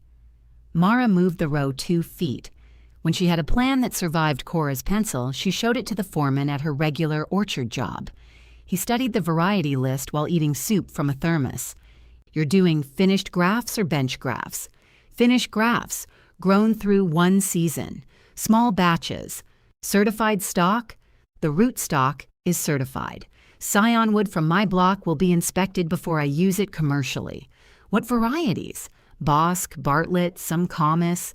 I can custom graft if the wood is clean. He stirred his soup. We replace 10 or 15 trees most years. Big nursery doesn't like orders that small. Mara tried not to sit straighter. I like orders that small. You haven't grown one yet. No. Bring me 5 strong trees next dormant season. If they look good, we'll talk about 15 more. It was not a contract. It did not return $1 of what she had spent. It was also the first time someone had described the nursery as a future source of trees, rather than a grieving woman's experiment. At another pruning job, an orchard manager asked whether she could reproduce an old red Bartlett from his home block. Mara said she could try if the source wood tested clean. He wanted 8. She wrote both possibilities in the flow log's back pages, far from the measured gallons. She did not call them orders yet. The rootstock shipment arrived as the frost began releasing the top layer of soil by midday. 50 slender whips lay bundled in damp packing material, their roots clipped and bare. Mara counted them twice. 49, she said. Cora counted from the opposite end. 50. You skipped this one. No, you counted that one as 2 because it forks. Mara started again. There were 50. They healed the roots into moist soil while preparing the nursery rows. Mara installed the second irrigation zone, checked every emitter, and filled the head tank before planting. Evan walked down while she was spacing the whips. Those are trees? They object to being judged in their underwear. They look like sticks. So did your boss block once? He crouched beside a bundle. You graft these now? When the timing is right. Could you make 4 from the old Bartlett by the equipment shed? If the source wood is healthy. How much? Mara looked up. You want to buy them? I asked. How much? You gave me the knife. That was already yours in every way except legally, and legality seems to irritate you. It irritates everyone when it's accurate. He waited. Mara quoted the same projected price she had calculated for other growers. Evan did not ask for a family discount. What if the grafts fail, he said. You don't pay for failed trees. What if they die after I plant them? Depends whether they die from my work or yours. How do we decide? I come look. That sounds like a system designed to let you criticize me. It's a service included in the price. He nodded. 4 then. Mara wrote his name on a plant tag. Evan watched. You have to label them now? No. I wanted to see if your name fit. Did it? Barely. The grafting began when the rootstock started waking, but before the stored scion wood broke dormancy. Mara set a folding table beside the basalt well, where the light was clean and the ground level. Her father's knife took a fine edge. She cut each scion with one controlled stroke, matched cambium to cambium, wrapped the union, sealed it, and labeled the variety. Cora tried not to hover. You're hovering, Mara said. I'm observing technique from 6 inches away. My eyesight has boundaries. They started with Cora's 2 common grafts. Her old tree stood on neighboring ground, but Mara prepared the scions at the table and carried them over in a damp cloth. Cora held the ladder while Mara worked. My husband planted this, Cora said, then complained about the fruit for 32 years. Why didn't he replace it? He enjoyed complaints with long-term potential. The first graft seeded cleanly. The second required recutting after the scion slipped. Charge me extra, Cora said. I set my own prices. Finally learning. Back in Mara's nursery row, 46 of the 50 rootstocks received grafts. She left 4 ungrafted as replacements. Bosque from the surviving old tree. Bartlett from healthy upper wood. Comus in smaller numbers. Each tiny union looked improbable when measured against the work required to keep it alive. The first irrigation cycle darkened the soil around every rootstock. Mara timed the tank recovery. At the current spring rate, she could water the nursery and the 36 mature trees on separate schedules without drawing the well below the repaired seams. On paper, it worked. Then 3 grafts failed within the first week. Their buds shriveled instead of swelling. Mara unwrapped one and found the cambium browned beneath the union. She stood in the nursery row holding the dead scion. Cora examined the cut. Wood may have dried in storage. I wrapped it. Yes. I controlled the temperature. Yes. So why this one? Because living things are rude. Mara regrafted 2 onto the reserved rootstock and marked the 3rd for later. More buds began to swell along the successful scions, small green points against gray wood. 38 took strongly, 6 remained uncertain, 3 had failed, 3 were too early to call. Mara recorded each one. At the upper edge of the orchard, Evan posted a simple schedule inside the south barn door. His equipment use on the service strip, Mara's spring box maintenance windows, and a note in thick marker. Flags mean stop. Text words, not thumbs. Denise saw it and took a picture. "I'm having this framed," she said. "Don't encourage him," Mara replied. The well filled behind them at its patient rate. The revived pears showed tight buds along their pruned branches. The nursery did not look like a business yet. It looked like rows of labeled sticks, several of which had already died. Mara walked them every evening anyway. One by one, the surviving grafts began to open. The first leaves were small enough to look borrowed. They unfolded along the grafted scions in pale green points, each one softer than the rootstock growth Mara kept pinching away beneath the unions. She checked them before work and again afterward, as if attention could be applied in place of water. 40 grafts took. 4 failed outright. 3 remained alive but weak, producing leaves that curled at the edges. 3 ungrafted reserves waited at the north end of the row. Cora refused to let Mara call any number final. "Trees don't care for announcements," she said. "Wait until they harden." The mature pears bloomed unevenly. Some opened only a few clusters on branches Mara had spared. Others flowered so heavily after years of neglect that she removed most of the blossoms. Evan watched her strip white petals from one tree. "You spent all winter saving these," he said. "Now you're pulling the fruit off." "I'm reducing the load. It finally wants to produce. It wants to reproduce. I want it to rebuild roots and wood." He picked up a fallen blossom. "Dad never thinned this hard. Dad stopped watering them." "That does reduce the crop." Mara looked at him. "Too soon?" he asked. "By several years." He tucked the blossom into his shirt pocket with exaggerated care. "I'll preserve the evidence." The spring strengthened as the ground warmed. Mara's measurements climbed to 1.6 gallons per minute, then briefly to 1.9 after several damp mornings. She allowed herself to add 2 of the uncertain mature trees to the watering rotation. Cora made her mark them in pencil. "You enjoy removing things from my plan," Mara said. "I enjoy plans that can survive erasers." The well recovered overnight after each nursery cycle. Its repaired joints held, and the small seep at the base remained stable. Mara cleaned the filter twice a week and checked the spring box every Sunday morning. Mineral grit accumulated around the outlet, but the screen she installed kept roots from entering the feed line. For 6 weeks, the system behaved. That was long enough for Mara to become suspicious. Her foreman came to inspect the nursery in late May. He walked the rows without speaking, occasionally bending a grafted stem between 2 fingers to judge its flexibility. "You're pushing these too much," he said at the 5th tree. Mara's stomach dropped. "Water? Nitrogen. Color's dark. I used a low rate." "Use lower. You want caliper, not soft growth." He continued down the row. At the end, he counted backward, then examined the labels again. "These 5 Bosc are for me if they finish well." Mara tried to keep her voice even. "At the price I quoted?" "At the price you quoted if you don't raise it while I'm standing here." "I wouldn't." "You should, eventually." "Not today." He paid a small deposit from the orchard account. The amount was not enough to cover the rootstock shipment. Mara looked at it on her phone anyway, the first money her lower parcel had earned. After he left, she found Cora cleaning the filter. 5, Mara said. 5 what? 5 trees.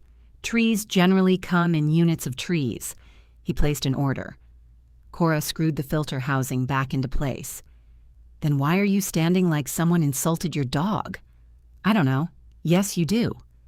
Mara looked across the nursery. 5 trees suddenly appeared different from the others.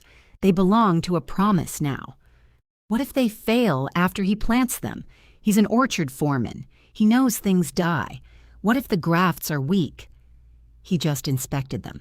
What if? Cora held up one wet hand. Congratulations. The word landed more firmly than reassurance. Mara let herself smile. Thank you. The manager who wanted Red Bartlett came the following week with scion test results from his source tree. The wood was clean. Mara agreed to graft 8 the next season if her nursery survived its first full cycle. He did not offer a deposit, and she did not ask. The possibility went into her notebook under next year, where Hope had to pay rent before moving in. Clear, dry weather settled over the valley. The pale moisture that had softened the spring soil disappeared. Weeds crisped between the neglected outer rows, and dust began collecting along the tubing. The inlet rate fell to 1.2 gallons per minute. Mara cut the mature tree cycles by 10% and stopped watering the 2 uncertain additions. The nursery remained on schedule. A week later, the measuring bucket took 11 minutes to fill. 0.45, Mara said. Cora checked her arithmetic again. The second test was slower. They inspected the repaired lane section. Dry, the well wall, stable. The feed line showed no surface leak from the spring box to the tank. At the spring box, water covered the floor but barely entered the ceramic outlet. Fine roots had grown through the protective screen, collecting mineral sediment and forming a soft gray mat. Mara reached for the lifting hook.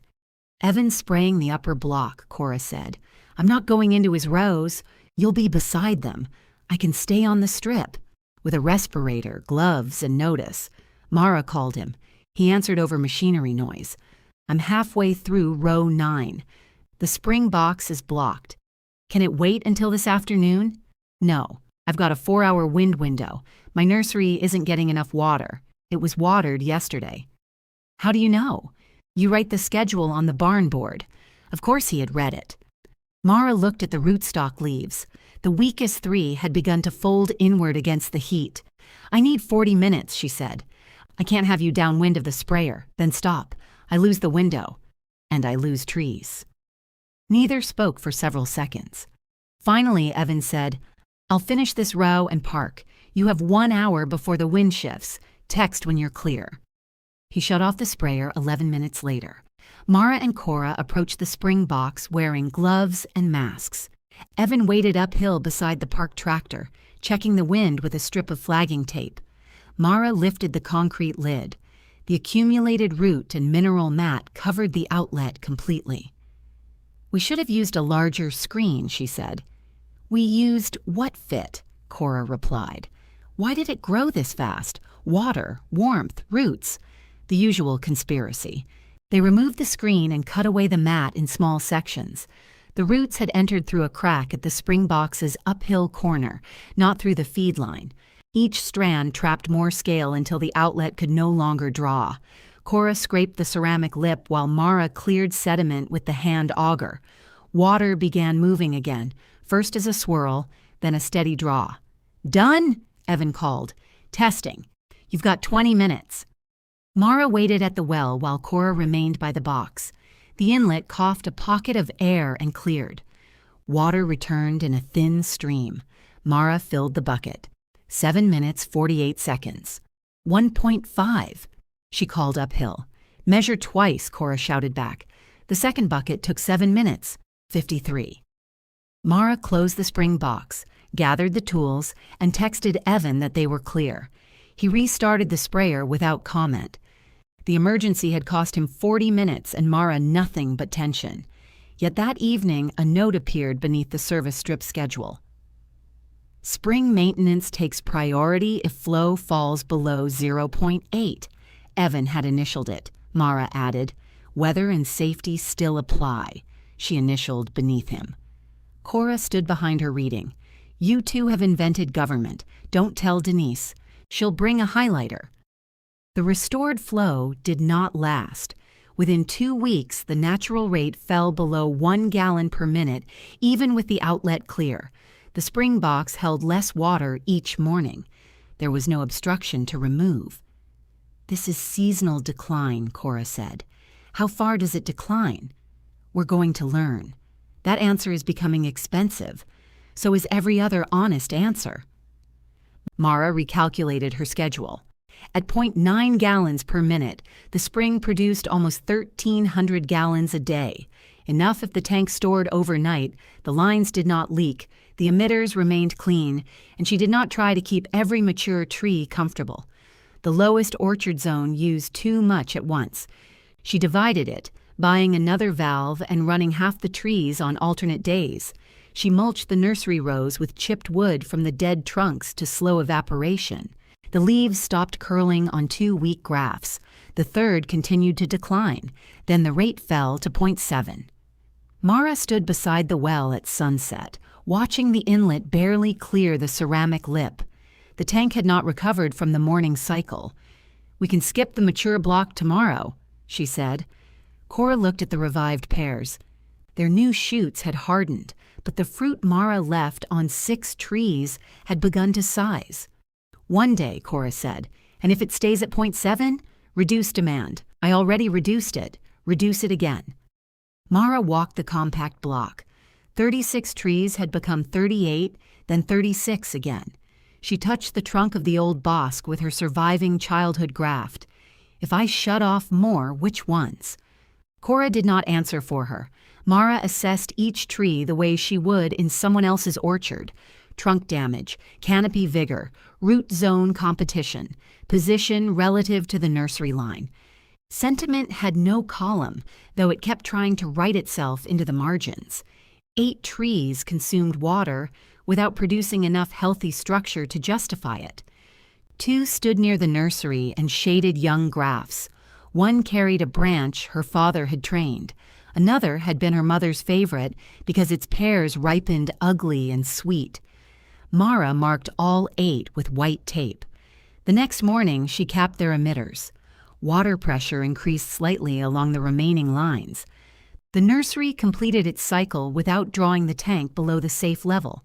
Mara stood beside the dry emitters afterward. None of the marked trees looked dead yet. That made the choice feel crueler, not less necessary. Evan came down and noticed the white tape. "You're taking these out?" "Eventually. This one still has good wood, I know." "Then why?" "Because the water has limits." He looked at the thin stream entering the well. "I could run a temporary line from the upper pump." The offer surprised her enough that she did not answer immediately. "How much can you spare?" she asked. "Not much during peak irrigation, and your pump is metered." "Yes. So I save 8 marginal trees by buying pumped water I can't depend on, then build my whole plan around doing it again." "I didn't say build a plan. I said get them through." Mara rested a hand on the tape trunk. Once she would have accepted simply to prove the lower orchard deserved every possible tree. Now the nursery row behind her held 40 living grafts, and 5 promised to a customer. "No," she said, "but thank you." Evan studied her, perhaps trying to decide whether refusal was pride. "It's not nothing," she added. "I heard the offer." He nodded. Together they looked across the smaller block. 8 trees were being surrendered so the rest could function. "You really are keeping it," Evan said. "The land? The limits?" Mara looked at him. "Somebody has to." The inlet continued at 0.7 gallons per minute. It was enough for the plan she had, once she stopped demanding it support the plan she had lost. The 8 capped trees declined slowly. Their leaves dulled first, then curled under the dry heat. Mara cut usable scion wood from 2 and removed fruit from all of them. She did not pretend they had been saved. She also did not call the water wasted. Their dry emitters kept pressure steady for the remaining block and the nursery. The spring bottomed at just over half a gallon per minute. Cora measured it 3 times and wrote 0.53 in the log. "Dependable," she said. "Small. Both can be true." Mara had begun to understand that most useful things carried 2 truths at once. Evan could be selfish and frightened. Denise could love her and choose convenience over her pain. Her parents could have trusted her strength and used that trust as permission to leave her less. The lower orchard could be materially vulnerable and still viable. Mara adjusted the watering schedule for 0.53. The revived pears held. New growth shortened as summer hardened, but the leaves stayed green. The nursery required less water after its shoots set terminal buds. 39 grafted trees reached usable height. One remained stunted, and another developed a crooked leader that Mara could correct only by cutting back a season's growth. She cut it. Cora watched the healthy top fall into the row. "You're getting ruthless. I'm getting expensive." That too. Cora's 2 grafts on the old commissary tree grew nearly 18 inches. She invited Mara over to inspect them every week and then behaved as if Mara had arrived unannounced. "This one's leaning," Cora said. "It's following the light. It's following bad influences." Mara tied the shoot to a support and loosened the wrap around the union. "You owe me nothing now," Cora said. "I owed you 2 grafts. They lived. They're not finished. Nothing living is finished. That's how it inconveniences us." Mara stood back from the tree. "You still have to call if a tie gets tight. I know how to call. You answer on the 7th ring. I know how to screen." Their exchange had become unequal long ago. Cora had given more time than 2 grafts could repay. Mara stopped trying to calculate the difference. Some relationships failed when treated like debts. The upper Bosque block's canker worsened during the hottest part of summer. Evan brought Mara 3 branch samples and asked her to walk the rows. "Are you hiring me?" she asked. "I'm asking my sister." "Your sister charges for orchard consulting. You have never used the words orchard consulting in your life. I started today." He stared at her, then said, "Fine. What's your rate?" Mara quoted what her foreman paid experienced contract pruners, plus mileage from the lower parcel to the upper rows. "It's uphill," Evan said. "My truck still burns fuel emotionally." He hired her for 4 hours. The damage was not catastrophic, but it required more removal than Evan wanted. Mara marked infected wood and showed him where pruning cuts had carried bacteria from one tree to the next. "I sanitized," he said. "Not often enough." Dad never sanitized between every tree. Dad spread canker. Evan looked offended on behalf of the dead. Mara held out the disinfectant. "You want to preserve his method or the orchard?" He took the bottle. They worked opposite sides of the row. Evan stopped after each marked tree, dipped his saw, and waited for Mara to confirm he had cut back to clean tissue. He did not argue after the 2nd hour. At the end, he wrote her a check. Mara looked at the amount. "This is too much. It includes 4 trees." "What 4 trees?" "The Bartletts. You don't pay until delivery. Then call it a deposit." "I didn't ask for one. Your other customer paid one. This valley is badly designed for secrets." Evan put the check into her flow log folder. Deposit and consulting. Now it's the right amount. She accepted it. The gesture did not make the inheritance equal.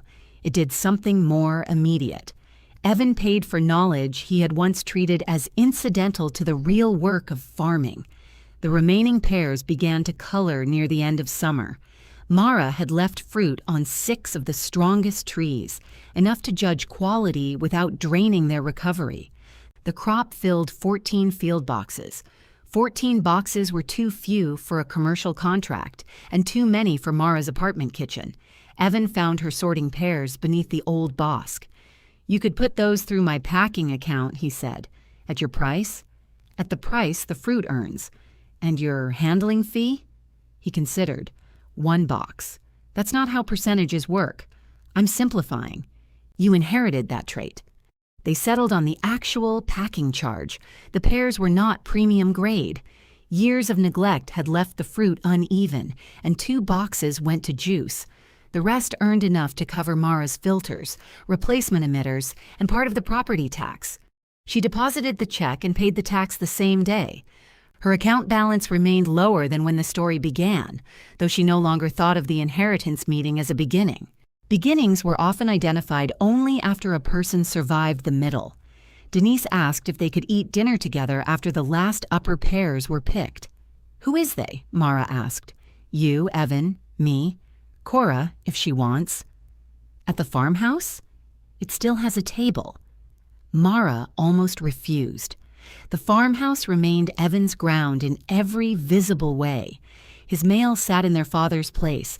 His keys opened the barns. Yet refusing would let the house become a border she could never cross without surrendering something. Cora accepted the invitation only after Denise promised not to make green bean casserole.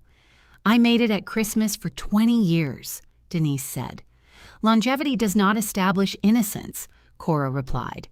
Dinner was roast chicken, potatoes, sliced pears from Mara's block, and store-bought rolls Denise tried to pass off as homemade until Evan found the plastic bag in the trash. "I warmed them," she said. "That is not baking. It involved an oven." Cora buttered another roll. "I support fraud when the result is edible." They sat at the farmhouse table, but no one took their father's chair. Evan had moved it against the wall after the estate closed and replaced it with an ordinary wooden chair that matched nothing. Mara noticed only after she sat down. Denise raised her water glass. "To surviving harvest." "That's cheerful," Evan said. "It's accurate." They drank. Conversation moved carefully at first. Evan complained about fuel prices. Cora described a neighbor's disastrous attempt to repair a valve with marine adhesive. Mara talked about the nursery trees hardening for dormancy. "How many can you sell?" Denise asked. "5 promised to my foreman, 4 to Evan, 8 possible next year if the requested scion wood stays clean." Denise looked impressed. "That's wonderful. It's 17 trees, 17 more than you had." Mara accepted that. After dinner, Denise brought out the cracked sugar bowl filled with wrapped mints. She had apparently retrieved it from Mara's apartment while delivering a borrowed dish, an act Mara decided not to examine too closely. Denise placed the bowl between them. "Your mother would not believe what you made out of that lower place." The table quieted. Mara looked at the blue-rimmed bowl, its crack visible beneath the glaze. She could have let the sentence pass. Denise meant it kindly. Kindness had protected too many untrue things in this family. "I didn't make something out of nothing," Mara said. Denise's smile faded. The spring was there. The tank was there. The trees were alive or dead, whether anybody bothered to count them. Cora knew the old system. Noah lowered a camera because he didn't assume a hole was just a hole. Mara kept her voice level. "The place wasn't nothing. We called it nothing because that made the division easier to defend." Evan stared at his plate. Denise touched the sugar bowl's rim. "You're right." No explanation followed, no attempt to make the parents secretly wise. Denise's agreement stayed where she put it. Evan leaned back. "I treated it like nothing, too. You tried to buy it. I did. Cheap. I increased the offer. Still cheap." Cora unwrapped a mint. "This is the warmest family dinner I've attended in years." Evan laughed first. Mara followed, then Denise. The laughter did not erase the words. It allowed them to remain in the room without becoming another family secret. Later, Evan walked Mara down the service strip with a flashlight. "I want to make the access schedule permanent," he said. "The barn board isn't permanent enough? It's cardboard. What are you proposing?" "We maintain the lane together. I handle grading above the spring box. You handle the section over the feed line and the culvert edge. Equipment use gets scheduled. Emergency spring maintenance takes priority when it's safe. Who decides safe? The person not panicking. So, Cora, probably." They stopped at the repaired section. The road lay firm, no trace of the crushed coupling visible beneath it. "I don't want this turning into an argument every season," Evan said. "It will still be an argument. Then I want rules for the argument." Mara considered the lane, the spring box beside it, and the higher property that would always remain connected to hers by more than memory. "Write it plainly," she said. "No language about permission. We each have responsibilities." Evan nodded. "Denise can witness. She'll highlight it. I'll use dark ink." The first hard frost of the new season arrived before the nursery trees were fully dormant.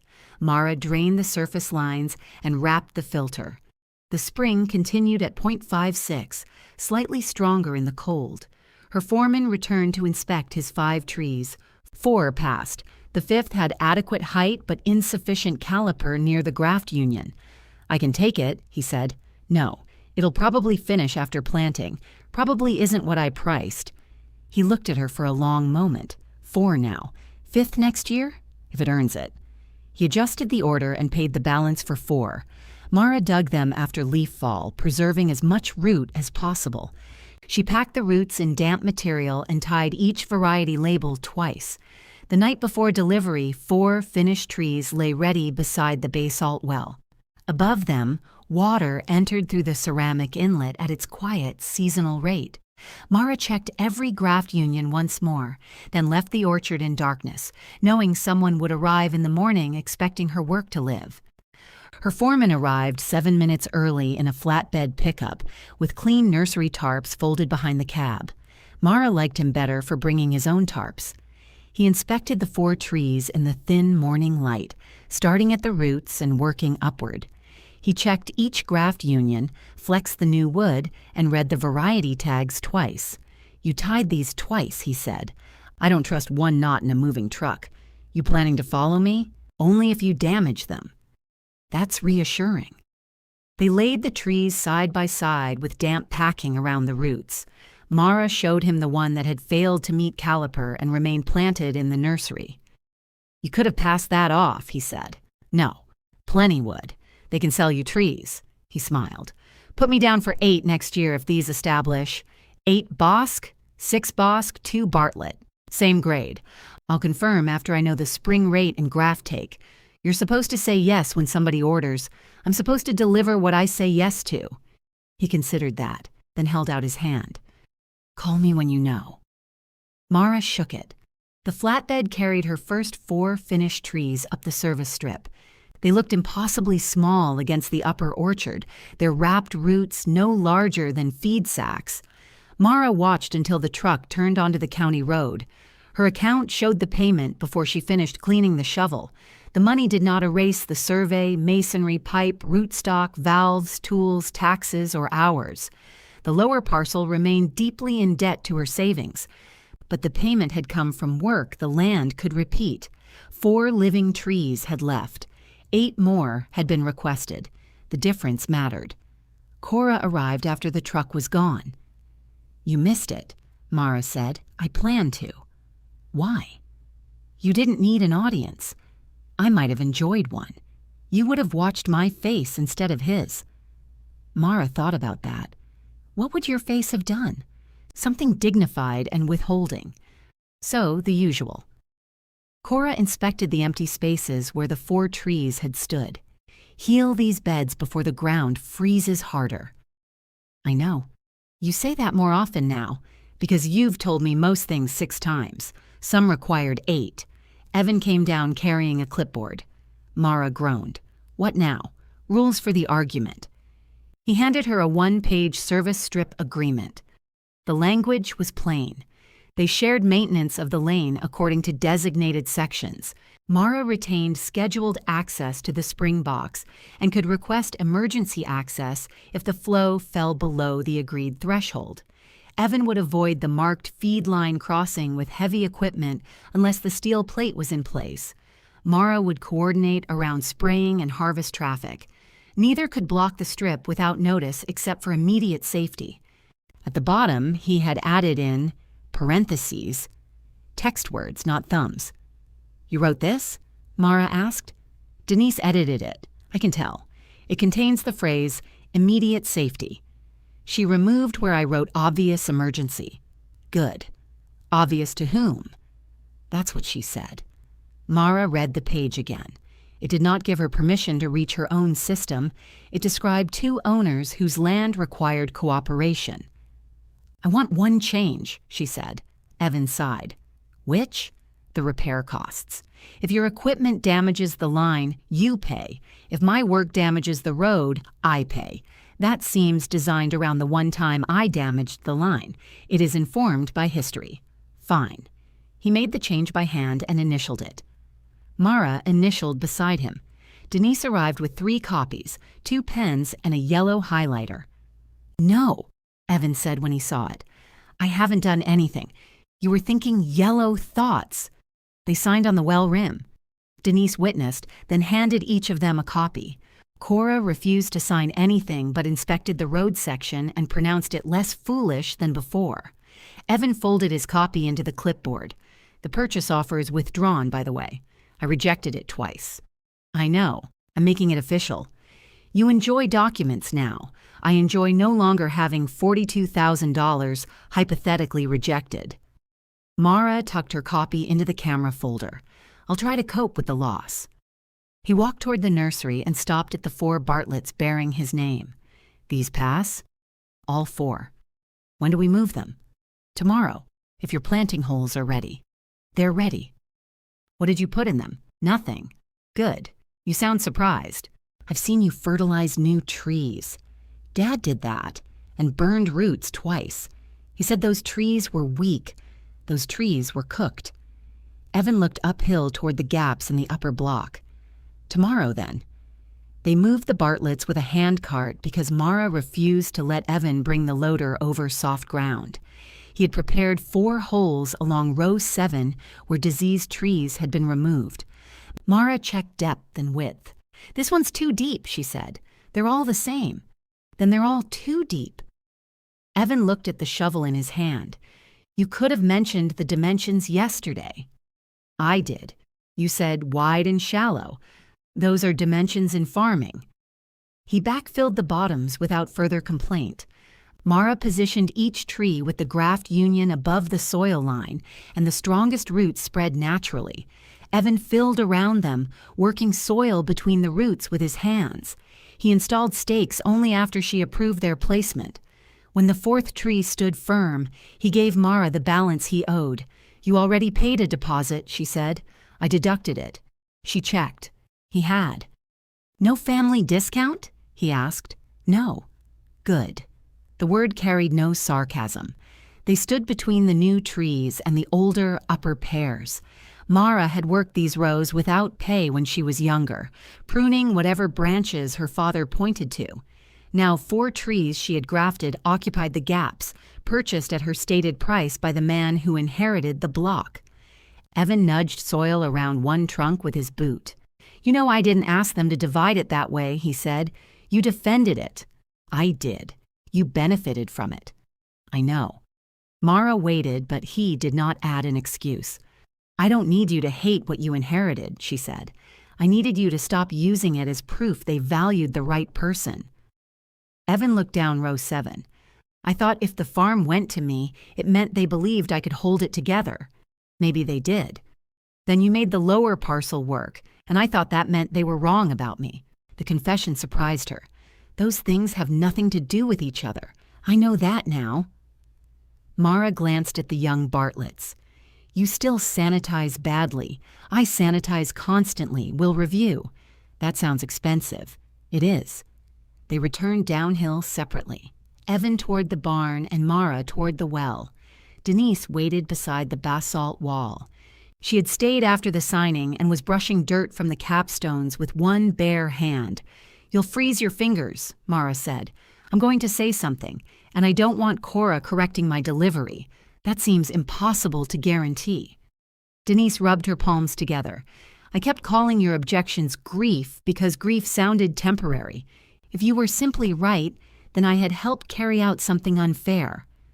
Mara leaned against the well.